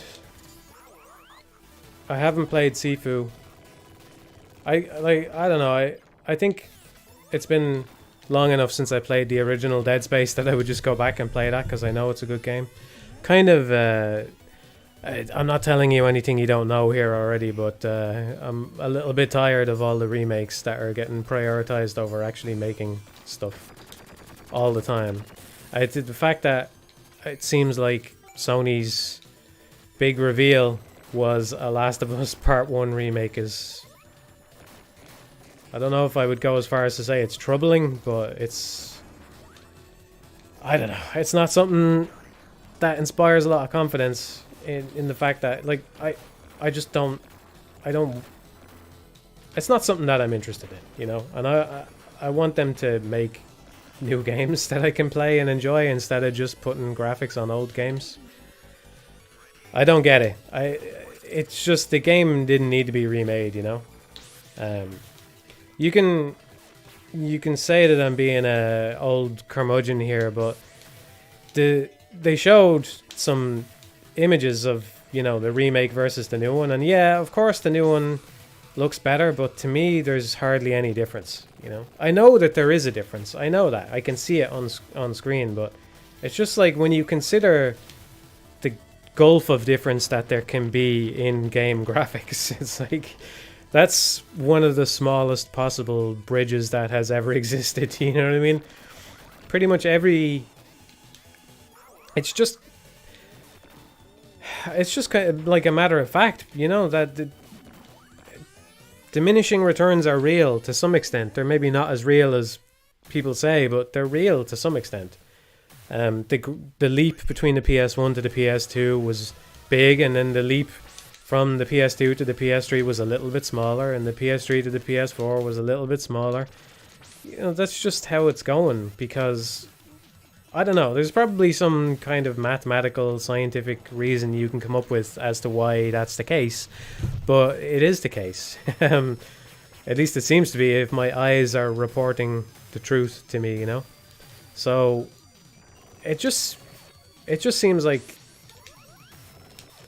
just seems like a bad use of resources, you know? But the thing is, it's not really a bad use of resources economically, right? That's part of the problem. Is that it's a safer bet because they know people are going to buy it, and they know that it costs less to make than a new game. I don't want to be self-aggrandizing here, right? Because I know that what I've done is a drop in the bucket so far. You know, I'm talking about development-wise, right? On Proxima and Mushido and all that. But you know, like a while back, I talked about world building and all that kind of stuff, and I always wondered why more developers don't do it. And of course it's easy to intellectualize it and say, yeah, well, you know, it's harder to make something new than it is to make a sequel, or even better, to make a remake of an existing game. It's harder to do something new than to do that. But I do think that's maybe one of the more extreme ways that my view has evolved, having done a little bit of development, is that just getting a taste for that shows me that the gulf between doing something you've already done and doing something newer it's bigger than I thought it was. Like I knew it was there, but it's bigger than I thought it was, you know? Like there's a reason there's not a million different Oddworld spin-offs and stuff, because it's kind of difficult and it just doesn't make sense economically, you know? That's the more important point that I'm getting to. It's like, the less you have to put in to get a return on your money, that's kind of what ends up being done, right? Because like, why would you? If you're the money guy, why would you want to put more money in to get less money out? That doesn't make any sense. You're going to put less money in to get more money out if you can, right? That makes perfect sense. So that's what I'm getting at. And I know that, like, you know, that what we've done so far is just dropping the bucket. compared to something like Oddworld or whatever, you know? So, and I'm not even going as far as Oddworld in a lot of ways, you know? But, like, it's just like, what does it take to do something different? Well, a lot, you know? Even making a sequel takes a lot. Making a new IP takes more than that, you know? And yeah, like, there's a lot to consider, even though I've said over and over again, the game is basically a godlike, you know, like that's kind of set out for us already and everything. There are things that we already know, and even then, it just takes time. Like, yeah, it takes time. I'm guessing most of you, like, the reception of the Samurai guy seemed to be positive, right? Well, I'm guessing most of you like them. Well, it's like, it took time to make them. You know what I mean? It's not just, oh, there's, like, just from scratch, it's not like, oh, he's a human, like, what hairstyle does he have? You know, it's you have to start further back than that, and it takes time. And it's like, it seems like the more time goes by, the more the industry is doing less and less of that. Like, they're starting further ahead every time, you know? Like, now we're not even getting, you know, it used to be that we got too many sequels, right? Now we're not even getting sequels, we're just getting remakes. And I think that's pretty ridiculous, you know? And it kind of makes me feel like an asshole for thinking that we were getting too many sequels. I'd love to, at this point, I'd love to have some sequels rather than some fucking remakes, you know? But I think most of all, it's just like too soon. Just too soon. I know it's technically a PS3 game, but there's a PS4 remaster of it. The game looked great to begin with. I don't think it... I actually do... I don't know if I got this across strongly enough in my review of the second game. I actually do think the gameplay in the second game is a big improvement. And so in that sense, I'm excited to see the gameplay kind of ported back into the original one. So I think that's cool. But yeah, I don't know, man. It just seems like a bad use of resources, you know? In terms of I'm sure that there's a lot of great people working on that remake, and they could do something different with their time. They could do something more interesting with their time, you know? And that's a shame. But when is it gonna change? I don't know. Well, like, people need to stop buying them. You know, you can blame the company as well, but people just need to stop fucking buying these things. I don't know how people don't see what I see when I look at the screen and go, yeah, there's barely any difference. You know, I don't really need to play this, you know? I think that there's kind of there's an acceptable there's an argument about, like, if you never owned a PS3 or a PS4, but you got on the PS5 and you want to play The Last of Us, yeah, okay. Well, actually, the PS4 version works, no problem. You know, like, I'm sure there's a lot of people that just haven't played the game and will play it. You know, it's getting a PC release, so there's a lot of players that have never played it, and they couldn't play it before, and now they can, and I suppose that's good. But generally, it just seems like it's, I don't know.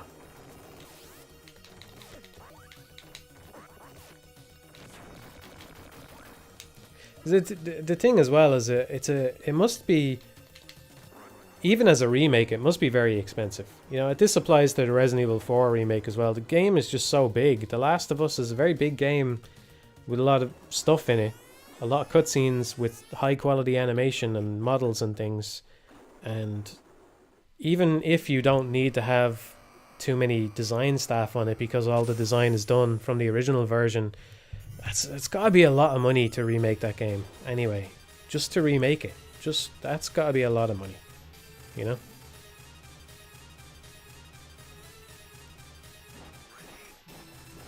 I think, by the way, I think that what they were getting at with that Resident Evil 4 trailer is that they will be making a liberal amount of changes to it. Like, it doesn't seem like a coincidence to me that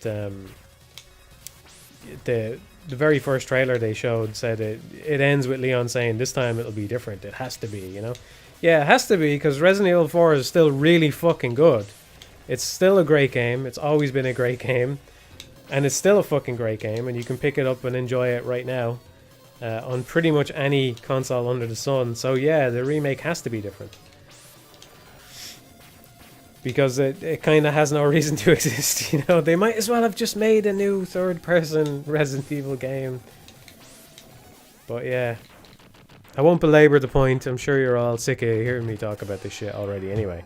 Most of you seem to agree. It's the kind of thing, though, where, like, so many people seem to agree about this. Oh, there's too many remakes, but then they all get bought anyway. It's just the case that the people discussing these games online are not the ones walking into the shops and buying them, you know?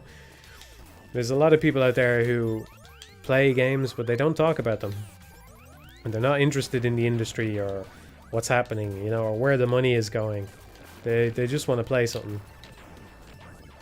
Which, hard to begrudge them for that. You know what I mean?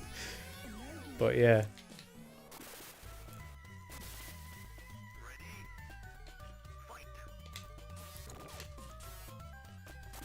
Internet discourse is a huge bubble, but a bubble still. Yeah, yeah.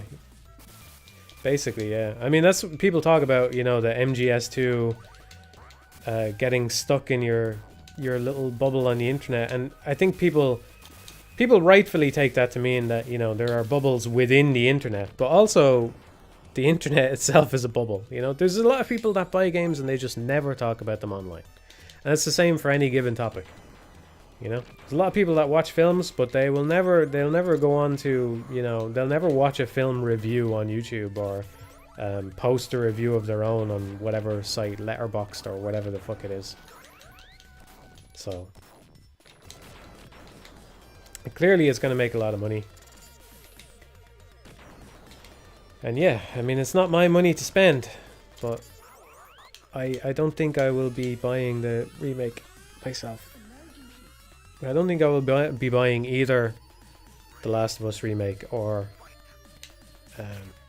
Resident Evil 4 remake. Though I didn't think I was going to buy the Resident Evil 2 remake, and I did, ultimately. But then again, I bought it once it was very cheap, you know? Ah. That was a very sloppy hit. So you're going to start moving now? This is annoying. I wish he hadn't started moving. This part is harder than the first part, I think, because if you mess up, if you do the parry if you're too far to the left on any given platform, oh fuck. I'm trying to explain why it's difficult while I do it, which is not necessarily a good way to succeed. Callisto Protocol, I don't know, it looked very reminiscent of Dead Space, which I assume is the point because it's Dead Space developers, right? But I don't know, I didn't really see anything that made it stick out from Dead Space, but I don't even know if I watched that trailer with my full attention. I can't remember what show it was from or anything like that. I've barely been paying attention at all to any of the not E3 stuff this year.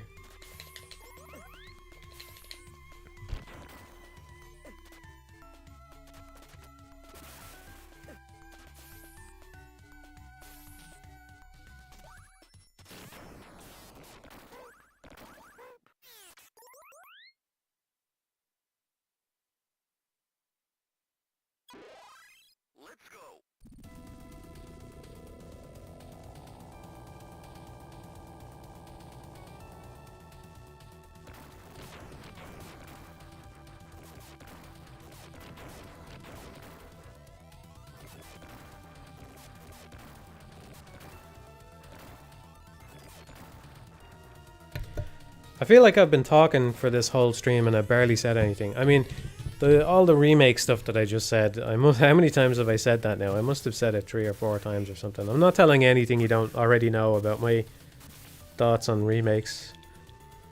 There's a bunch of games that I want to play, but I kind of don't want to play them on console. Like someone just mentioned Ghostwire. I want to play that, but I don't know. Deathloop. I still haven't played Deathloop either.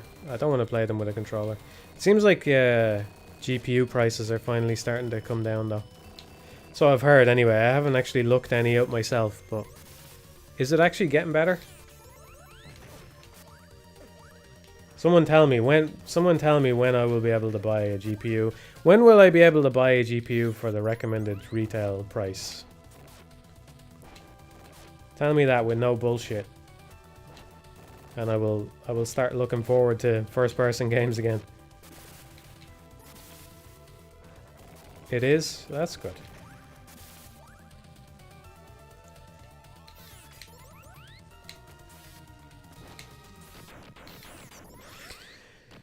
Yep, it's got. Oh, everybody seems to agree it's getting well. I haven't actually looked into it yet because it's still. I think I might wait for the 4000 series or whatever the AMD equivalent is. I need to look into AMD as well because Nvidia's stuff has kind of annoyed me sometimes.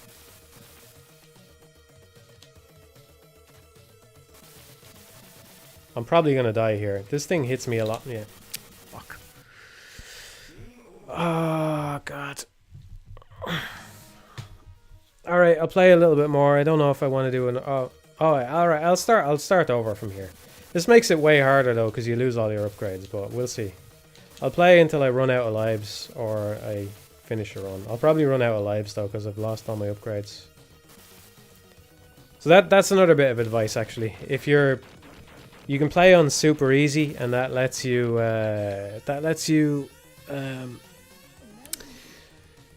start over as many times as you want, but when if you actually want to try and do a single credit clear,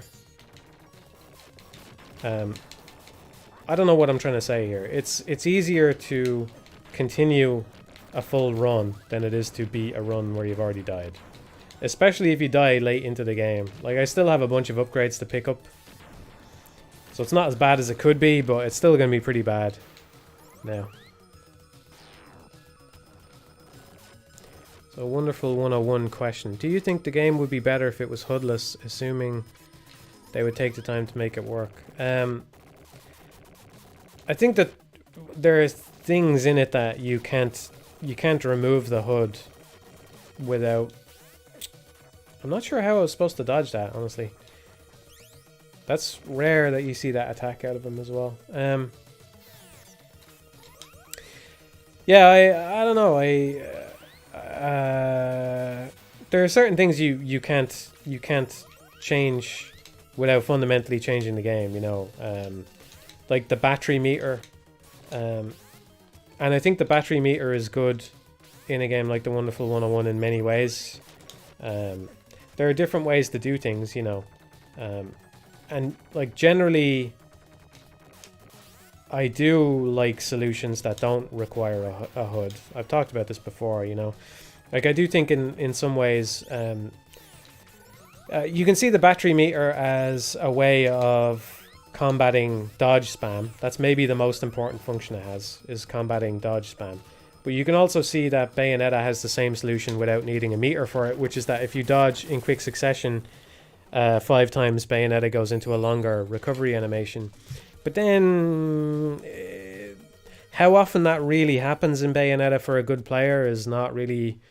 Like, it doesn't happen that much. I think in the Wonderful 101 you have to care about your battery meter a lot more than in Bayonetta. Once you get used to Bayonetta, you have to care about dodging several times in succession. So there is that. But yeah, I mean, like that would be the main thing. Is you can't get rid of the HUD without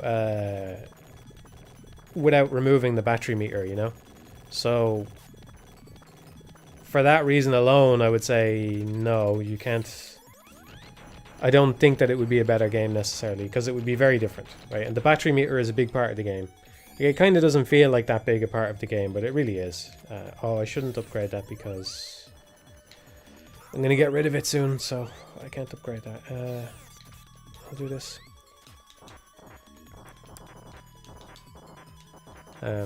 Yeah, so generally I like to play without a HUD, but of course it depends on the game, you know? I'm not saying that there couldn't be a version of the Wonderful 101 without a battery meter. I'm not saying that. I think that it would be interesting to try and design solutions that get rid of the battery meter but keep basically everything else intact, you know? I think that would be cool. But I just don't know that that's possible. I haven't thought about trying to get rid of the battery meter that much. I can say though that when I'm doing Teoform, one of the things I'm looking for is a way to get rid of the HUD. I didn't tell anybody this, but the new version of the thing that I just put out, what was it, 2 weeks ago or something like that?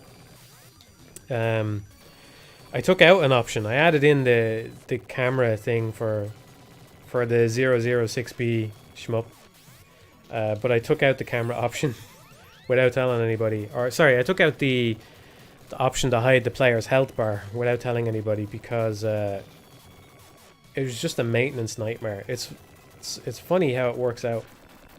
It was actually the hardest, maybe not the hardest, but it was the most complex thing to do in the whole fucking mod, was just to get the health bar to disappear and move the battery meter up to cover where it was instead.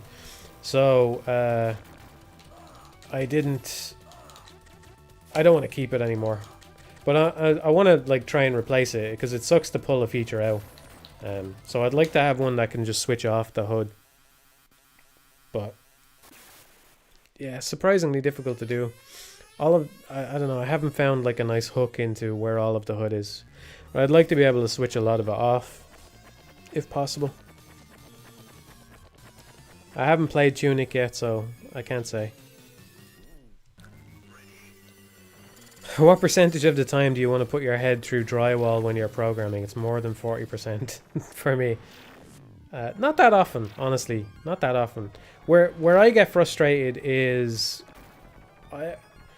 I tend to get frustrated when something is happening without me being told about it or something. Like for me, one of the worst parts of a project is just getting set up at the start, because it involves coming to grips with like an IDE, you know, and knowing what it does or doesn't do, or like what fucking magic words you have to type in to get it to compile correctly and all that kind of stuff. So thankfully you don't have to do a lot of that with Game Maker. But when I talked about this a while back, when I, you know, GML, that's the Game Maker language, it's pretty straightforward, and there's not a lot of bullshit in it. Like, you know, it's garbage collected and all that. Well, actually, there are some things you have to destroy manually, which is interesting. There are things that you can do, ways you can cause a memory leak. Anyway, I don't know the full story about it, but it's pretty straightforward language, and there's not a lot of really frustrating things about it. But when I found out that structs were making shallow copies and seemed to be like getting entangled with each other in circumstances that I didn't think it should be happening, then I got really frustrated, because it just wasn't clear to me what was happening, you know? It was doing, like, there was things that were happening behind the scenes that just weren't made apparent to me. And, you know, I understand, like I said, I understand why they work that way, because it's geared towards, you know, more amateur people. And I'm not even saying I'm not an amateur, I am, right? It's one reason why I went with Game Maker. But it's just like, this was a level of amateurness that I didn't want, right? It was like, no, I want, that's something that I actually do want to do manually, right? I want to know that where the value is and whether or not I'm passing a value or a reference to the value or whatever. I want to know that. But Game Maker was hiding that. That's the kind of thing that really frustrates me, you know? I wouldn't say I have had many moments like that, but when it does happen, it does annoy me quite a lot. It does annoy me a lot, yeah. But for the most part, it's actually been fairly smooth sailing. I got pretty frustrated when I was doing the slope stuff as well. And that was all, like, that was self-inflicted in a way that the struct thing wasn't, so there is that. I'm not saying I never get frustrated, but it's been a surprisingly smooth experience for me so far.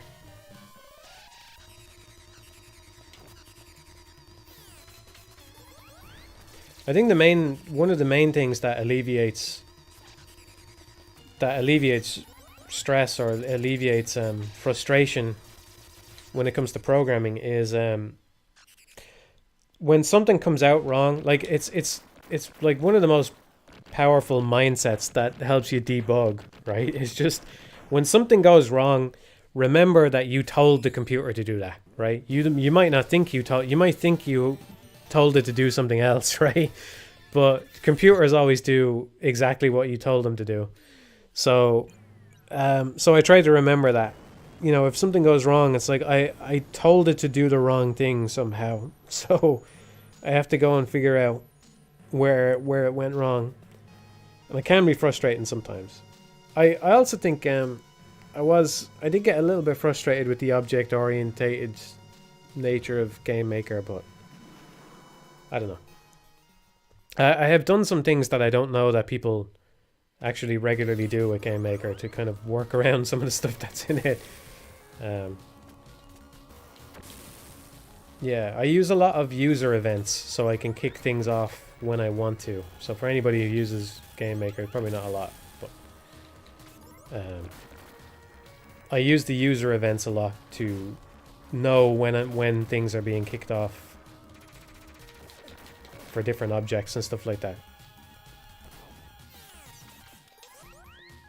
I haven't played Gothic, no, sorry.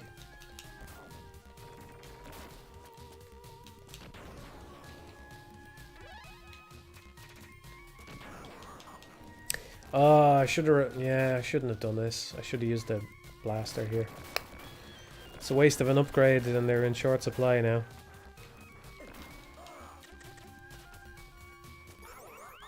At least I have two going. Like, it's really bad. If I die after 7 Force, there's just no point continuing, because... or if I... No, wait, when... What am I thinking of here? Does it reset your weapons when you respawn? I forget.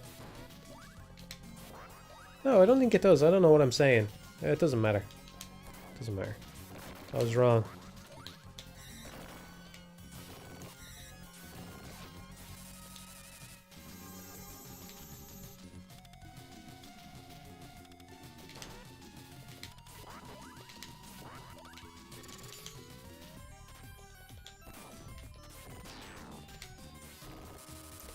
Gothic has insane world building.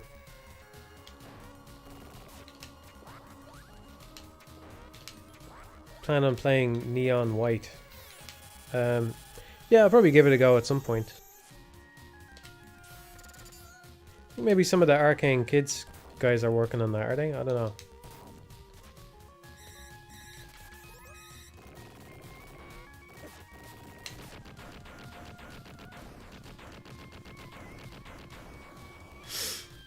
Gothic 1 is honestly insane with its setting. I don't really know anything about it, to be honest with you.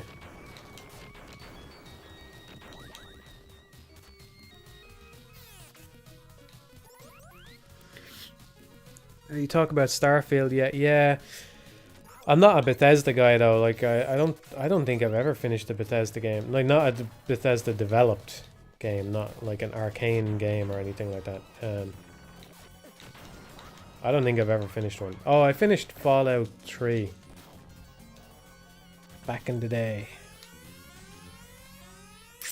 Yeah, I don't know. I've never clicked with one. So...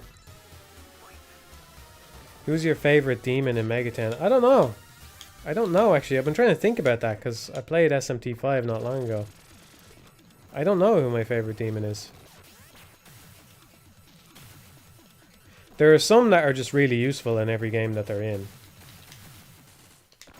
But I wouldn't pick one based on its utility. Nathan Fielder just announced a new show, The Rehearsal, July 15th on HBO. Cool. More exciting than all of E3. Yeah, I agree. I haven't watched How To with John Wilson. I want to watch that. I've seen a few clips from it. It looks like it's good. I know it's not quite Nathan's show, but it still looks good anyway. It's like it's something I'd be interested in regardless.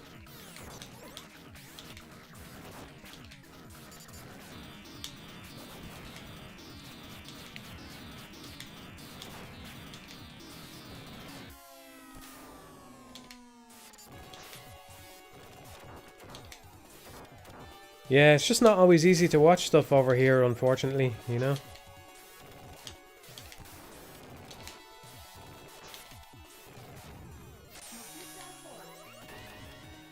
You'd think it fucking would be in this year, the year 2022.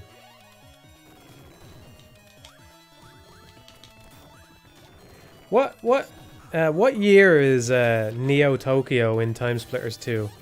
Is it 2020 or something? Because for me, that's the future. Whatever year that is, that's the future.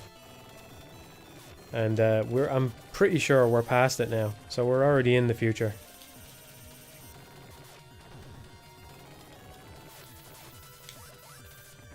I remember thinking when I was playing that as a youngster and going, "Oh, that's the future."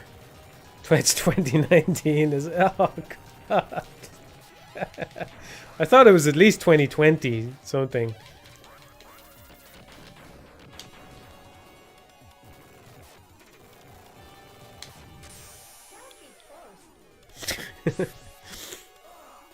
I would like to play Radiant Silvergun, but I do not have a Saturn. I would like to play it, but I don't actually expect to enjoy it because I'm pretty sure it has the same scoring system as Ikaruga. And I talked about that's what I don't like about it.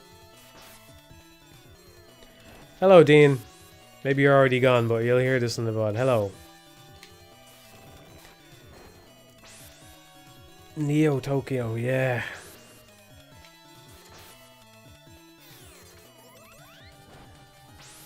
Truly one of the best games ever. It's the Outer Wilds is the best game ever made. I don't agree, but yeah, it's great. I just don't know why I don't like it more than I do.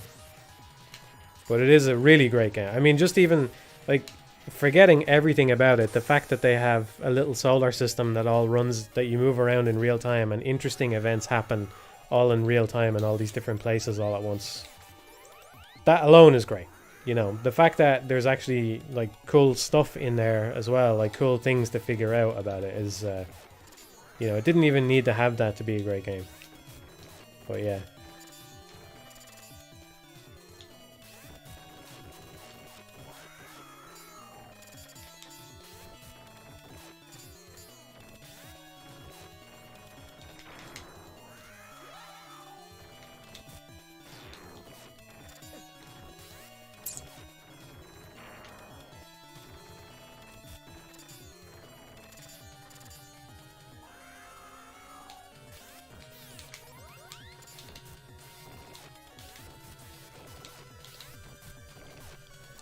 Man, I'm still thinking about the fact that Zachtronics isn't going to be making games anymore.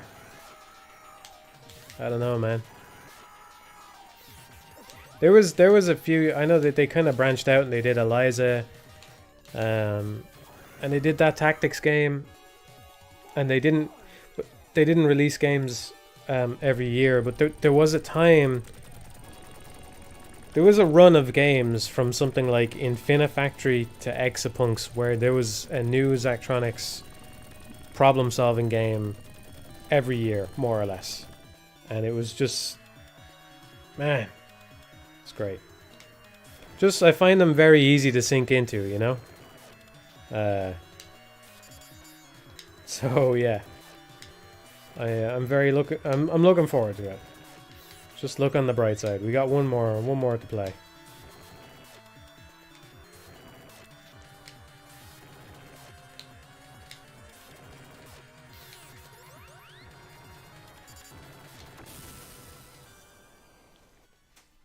It's just nice when you have a game that you can sink into for a long time, you know? You know, when you wake up in the morning and you're like, oh, man, yeah, I have a game to play. I'm gonna get up and get back on it. That's basically every Zachtronics game for me, you know? So I have indeed played Patapon, yep. I don't think it's amazing, but I do enjoy it. Patapon.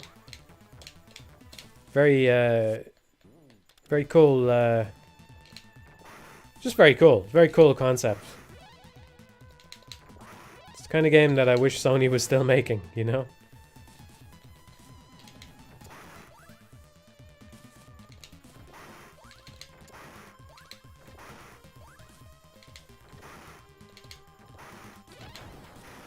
I thought it was interesting. You know how there was an E3 where I was streaming and I was saying like Sony had they had exclusive anime games that they weren't showing. And now it seems like, I don't know whether it's because they don't have enough games to show this year or whatever, or just anime is that much more mainstream in the last 5 years. But they were showing some, or maybe they just got paid enough for it, but they were showing some third-party anime game that looked really generic, you know? And this year, I mean, just recently in their latest State of Play thing, and like they had, that year I was talking about, they had Gravity Rush and Persona 5 to advertise and they didn't do it, you know? Eternites, yeah, that's the one I'm talking about. Now, it might turn out to be a good game, but I don't think that trailer looked promising. I think it looked very generic, you know? It just looked like a very generic anime game, and that doesn't mean it's bad. Maybe it's good, maybe the art isn't, you know, doing it justice, or maybe it'll turn out to be more interesting than it appears, you know. But, I mean, they had Gravity Rush and Persona 5 to advertise, and they just didn't do it. But Eternites gets to be in the E3 substitute State of Play. Very strange. It's very strange. It's also strange that they didn't reveal the Last of Us stuff in their State of Play thing as well, that it was at Jeff's Summer Game Fest thing instead. I found that strange too. Just weird. Just feels like they're making a lot of weird choices lately, you know? I don't know. It's probably working for them though. I mean, I'm sure they're making a lot of money.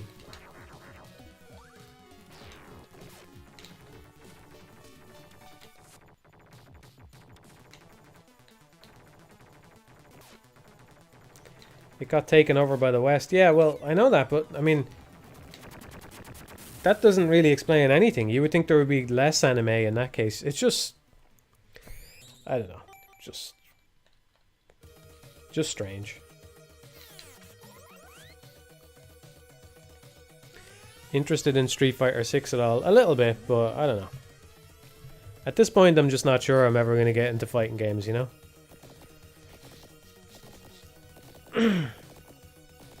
Maybe someday.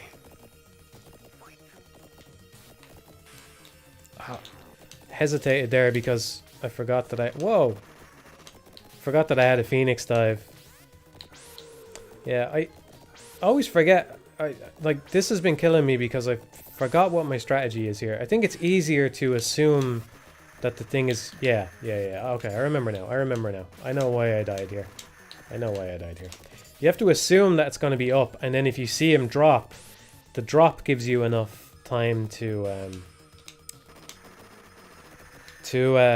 drop down, but the jump doesn't really. It's kind of like there's a bit about this.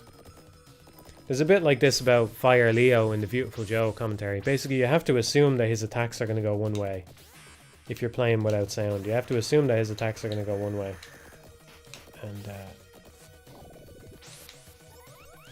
and only dodge the other way when you hear a sound.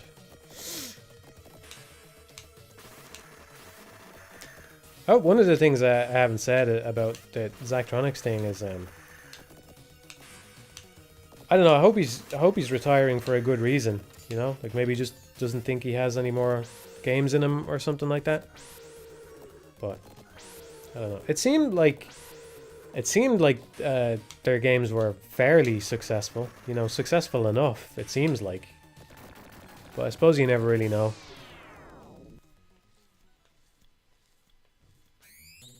I think Exapunks did pretty well. It looked like Eliza did well as well.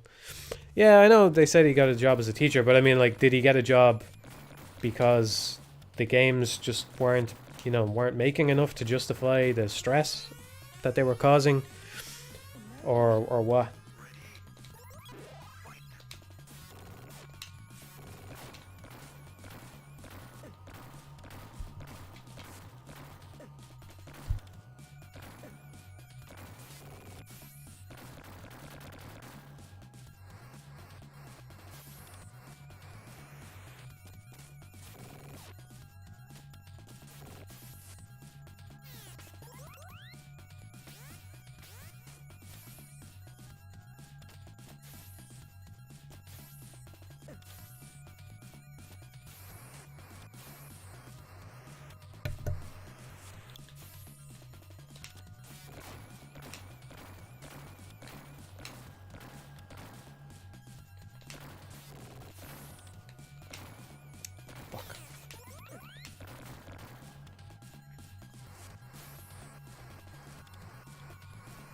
think this is one of my favorite bosses in the game. It actually quite annoyed me the first time I got to it, but I really like it. I don't know. It's a great boss. We're nearly there. Nearly got it. See if I can remember how to beat this guy. I don't remember. Now I gotta do this. There's a certain timing that I like to do the parry at, but I can't remember. Yeah, Opus Magnum was popular, alright, yeah. Basically...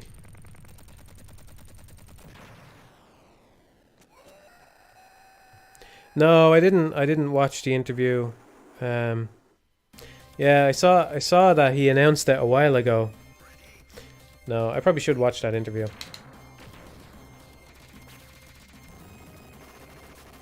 Oh yeah, light warning and epilepsy warning here. If you're not looking at the screen, you might want to avoid it.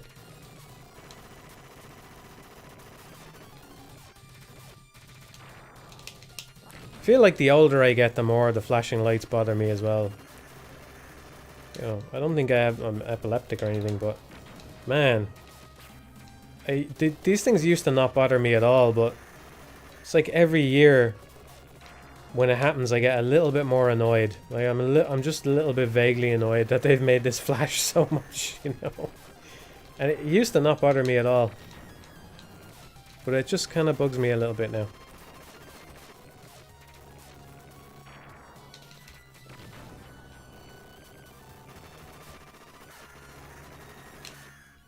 There we go. We didn't have to do any of the big attack that he does, where he throws you up into the air, which is good because I don't remember how to deal with it. I think I just dash from different sides of the screen. Man, I wanna play this game again. I'm gonna stop once the credits are done, and leave it there. But I'll probably stream this again soon before I forget everything. And apologies because I feel like I talked a lot and said very little. What do you think about Shinji Mikami said in his interview that game directors burn out and get less creative after 30? I believe him. Which makes me disappointed. Like, I was just thinking about this, I think earlier today. I was thinking, you know, I'm jealous of people that start making games when they're younger, and I kind of wish that I had done that. But at the same time, I don't know that I would have made good games if I had started earlier. I don't know if that I'm going to make good games now. I mean, that's still up in the air, but I think that I have more confidence in my ability to actually make something good now. But I do have less, I don't want to say less passion, but I do have less, I don't know, less energy. I still think I have passion, but I just do have less energy for it. I talked about this before as well, but like basically when I left the videos to go and do development stuff, I thought that it would be such a big refresher for me that I would just, you know, all of the burnout, if you want to call it that, would go away, but it didn't, you know, and that's sucked. But yeah, I don't know what to say. It wouldn't surprise me at all if people in their 30s do kind of creators in their 30s, but I don't know that it's necessarily true that the best games come from people in their 30s. I don't know about that, but I get where Mikami was coming from. But I think, you know, you can start off later and you can still do good. I suppose what I'm saying is I don't think that I think that I am more likely to make a good game now than I would have been back then, 10 years ago, let's say. But I think that I would have made stuff a lot faster back then, you know? I don't know. I think when I was working on the channel, I actually worked harder than I have now working on the game. Which isn't to say that I'm not working, I am. But I think that I worked harder, you know? It's just like... It's kind of hard to... Yeah, I don't know how much of this is applicable to other people. What I find difficult about it is just having been working solo and having to self-motivate for so long, you know? I think it's a little bit different walking into an office and having somebody, you know, working on a project where somebody has the purse strings and somebody is pulling the strings and making sure the stuff gets done on time and, you know, cracking the whip every once in a while. But I think that's what I find difficult, is doing this for so long.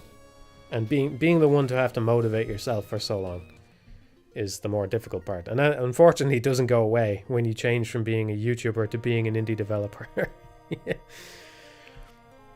I know. I think there's a lot of people that get into stuff late and do really well at it. You know, musicians, writers, game developers. I think it happens. So I don't. And another thing that I think about as well is you know, you can start early. Like somebody like Kamiya, obviously a huge inspiration for me, somebody that I look up to a lot. You know, you can start early, and I'm jealous of him for that, but it doesn't always guarantee success, right? I mean, he lost a lot of time over Scalebound.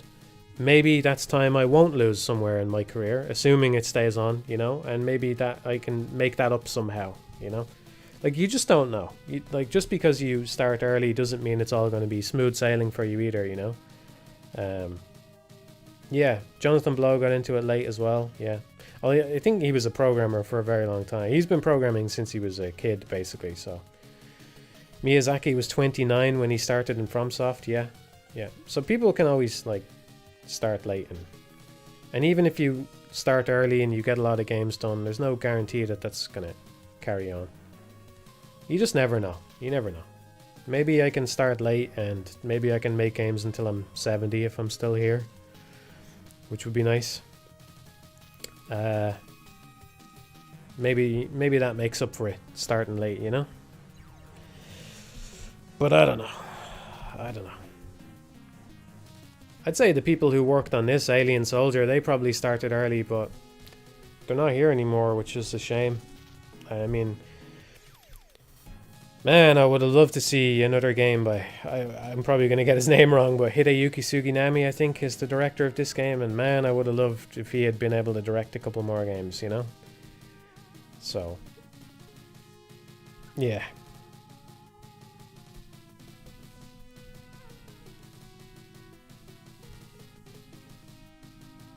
It's more about passion than age. Well, I don't know. I think age does play a part. You're just less energetic when you get older.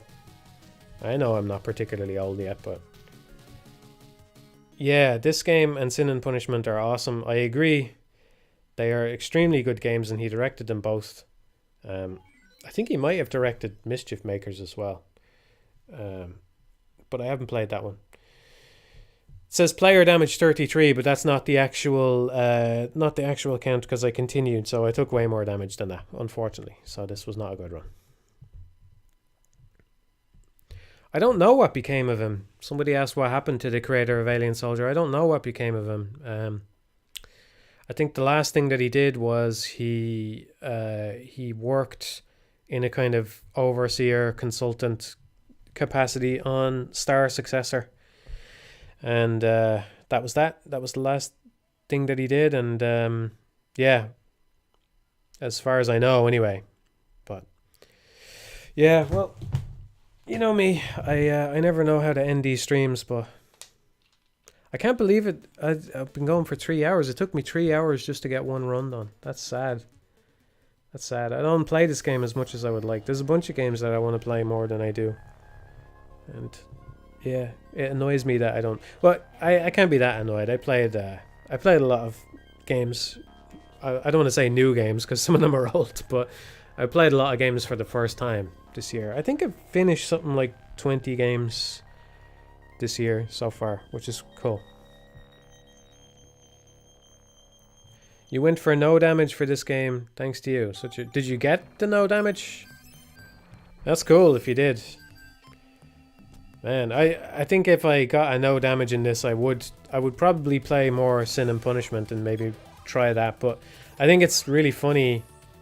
That's nice. Well done. Well done. I know how hard that is. The lowest I've ever gotten is 4. So I'm kind of disappointed that... And I think 2 of them were on the penultimate boss. They were on that one that's an elevator. So Man, I was really close to getting it. I think all of them were in the end stretch, actually, all 4 hits. I don't think I got hit until that flying snake thing, the red flying snake near the end. So yeah, I know I can do it, and I want to get around to it at some point, but a bit of a spoiler for Sin and Punishment here for anybody who hasn't played it. It's not really a story spoiler or anything, but I think it's funny how Sin and Punishment, you do that boss against the giant, I'll just say the giant thing at the end of the game that shoots lots of stuff at you, and it seems basically impossible to avoid taking damage. And then it comes up no damage bonus 0 at the end of that fight. That's it's almost like a slap in the face when you see that, you know. But yeah, which game of the new ones you tried surprised you the most? I don't know if it was a surprise exactly, but I enjoyed Returnal and 13 Sentinels the most of what I played. I can't think of everything that I played exactly, but I would say 13 Sentinels and Returnal were the 2 that I would say are worth looking into for sure. More and more. You mostly replayed this game so far due to getting the Steam Deck. Yeah, well, the only thing I would say is that the Steam version does have it does have some input lag on it. I don't think I'm particularly sensitive to that, but I noticed it myself in that. So it must be pretty bad for me to have noticed it. And it's the kind of game where that can hurt. But that's the way I first played it. I went through the game repetitively and eventually I beat it with all that input lag and stuff. So it's definitely playable that way. But it does make the game feel a little worse than it actually is. So if you bought it on Steam, there should be a bunch of ROMs in that folder, which is cool. There's actually all of those games in that Sega Mega Drive collection on Steam. They're all just ROMs in a folder. So if you have an emulator on your Steam Deck or whatever, you can just go and plug the ROMs in there. But you should, oh, by the way, you should play the Japanese version of Alien Soldier as well, because it's the only other one. The one in English is 50 hertz because it was from Europe. I think there's a difference on the title screen. I think the visual shock, speed shock, sound shock. Now is time to the 68,000 Heart of Fire. I'm not sure that's in the PAL version, so. Or maybe it's the 4 Mega... I think it's the 4 Mega Drivers custom. There's something on the screen that I don't think is in the European version. So, yeah, so if you take a look at the title screen, you can probably tell whether you're on the right version or not. But yeah, you should maybe try it in a different emulator and make sure you're using the Japanese version. The game will be a little bit better then. Very little hope for Bayo 3. I'm cautiously optimistic for it. I hope that it comes out this year. I think highly enough of Bayo 1 that I don't mind that they're going in a different direction with it. I am cautiously optimistic about it because I think the whole controlling kaiju thing is not... It's not something that immediately strikes me as this is going to have a lot of depth and this is going to be really enjoyable long term on the highest difficulty and you're going to want to play this over and over again. Because it does seem to be valuing spectacle more than gameplay, but we'll see. I think there are some aspects to it that could be really cool. And, you know, yeah, I mean, if they want to take it a different direction, I think that's cool.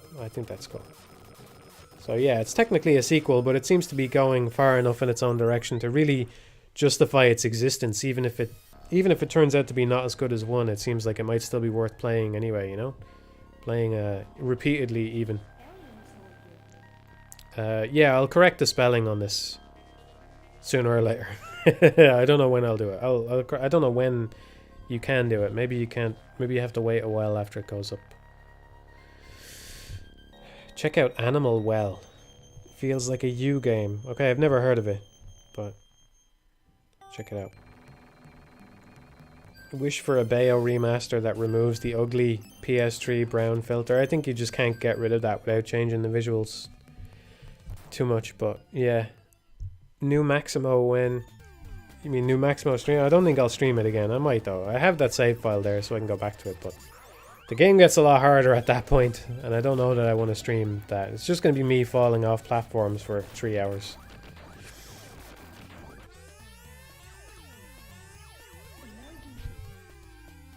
Do you know Scumhead? No, I don't. I don't know that. You tried Hylix. I did. I didn't finish it, even though it's actually really short, isn't it? I didn't finish it. I think it's cool, though. It's got a cool style to it.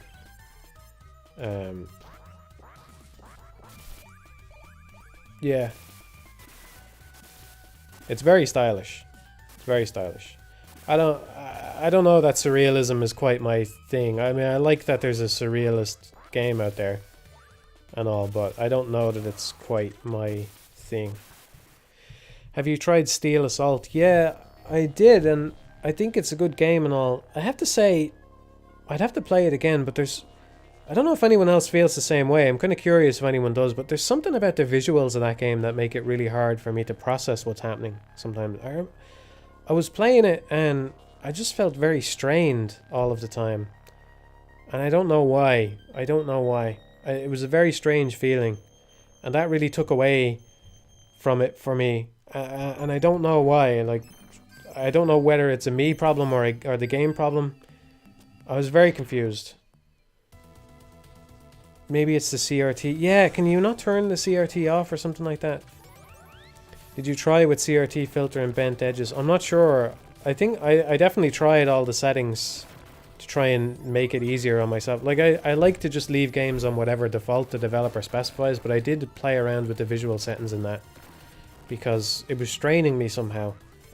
Maybe it's just, I don't know, maybe I just wasn't in the right headspace for it or something. But, yeah. Somebody trying to recommend Pathologic again because I liked Rain World. Yeah. Yeah, I know. I know I should play Pathologic. I know. I've tried several times to get into it, but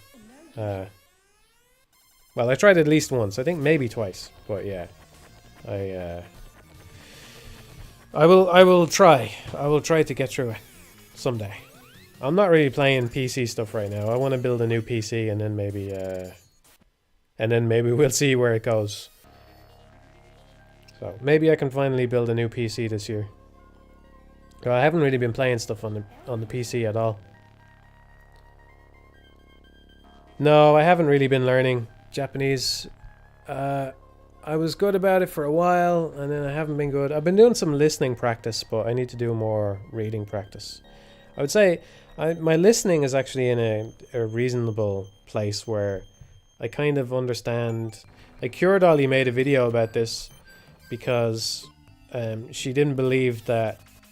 She kind of didn't. I think she's a very logical learner, and she kind of didn't believe that people actually work this way sometimes. But she was saying that some people intuit what's happening when people talk in a way where they can't actually. They feel like they understand what was said, but they almost can't even paraphrase it or something. I don't know, but yeah. I've never used Duolingo, so it's not that.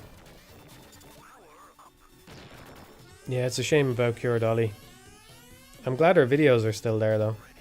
That's something, at least. I need to go back to them, because they were a great resource. They really were a great resource. It's just...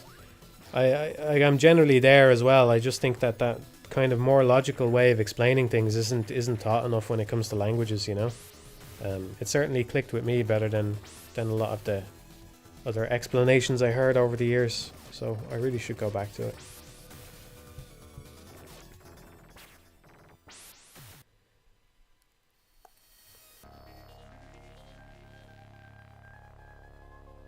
Need to find a conversation group. It's like learning on crack. Yeah. Well, you know me. I'm a bit of a loner. You know, I make my game and I do it on my own with just one helper. one helper that I have, and I do everything. I'm a lone wolf. You know, I'm a lone wolf, man. That's just how I am. Yeah.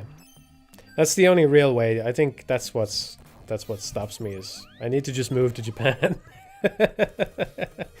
And then when I go to the shop, I will have to say, something kudasai, you know. I'll at least have to learn the words for the things in the shop, and say kudasai after the thing that I want to have in the shop. Ask what the price is. I don't even know how to ask the price for something. What game would you make if you were given a AAA budget? Considering how design by committee works and knowing that execs would breathe on your neck. Well, it's funny you should ask that. It's not really that funny. It's not ha funny or anything, but yeah, I basically accepted that I'm never gonna make a AAA game. So I had an idea for a AAA game that I wanted to make, and funnily enough, of all the games that I could be making now, Mushido is one where I took an idea that I was in my head saving for a AAA game and I rolled it into Mushido. But it's not some big budget thing. It's just something about the way the world works. It's more of a lore thing. It's a lore world building kind of thing that I was saving. For if I ever had a huge budget, what would I do to try and make a big budget game? And I said that's never going to happen, so just use the idea in Mushido instead. But it's not going to affect how the game plays at all. It's just something to do with the way the world building. But you know, even disregarding that, I don't know. I'm starting to wonder if maybe tried to keep the scale small and the presentation small. I just wonder if maybe we're still trying to overdo it even with Mushido, you know? I need to go back to Proxima and fuck around with that, because I don't know. I don't know how long it's going to take to make this game, everybody. If it's going to look the way that I want it to look. Like, it's not really my problem anymore, you know? But because it's more of a visual thing, but I don't know. And it's only pixel art, but it turns out pixel art's pretty hard. That's what I've learned lately. Pixel art's pretty hard, and if you want to have a lot of pixel art, it takes a long time to have a lot of pixel art. So we'll see. But yeah, I'm still looking to do something smaller. But yeah, the idea that I had was really only just an idea for a setting and stuff, and I thought, look, it's never gonna happen. Just put it into Mushido instead and make this one the best game that you can make now. Yeah, I was just telling them that pixel art is hard, that's all. Pixel art is hard, is it? Pixel art is annoying more than hard. Pixel art is tedious. It's tedious, she says. It's tedious. So yeah. Correction, good pixel art is hard. Yeah, pixel art is tedious. Right now it's a single jump with a little hover, but I'm still not sold on the hover. But yeah, probably not. No double jump, I would say. Finished before you're 40, maybe. Yeah, fuck. I can't. I just don't want it to take that long if I'm using crowdfunding like this, you know? 'Cause it's not fair, so that's my main concern, you know? But we'll see, It's still too early to start making calls like that yet, anyway. I think I'm gonna go, everybody. But I want to play Alien Soldier again soon before I forget everything, so I don't know when it'll be, but I hope I can stream Alien Soldier again sometime soon, alright? And I always drag out my goodbyes, but I'm gonna say goodbye for now. And I'm gonna let you go.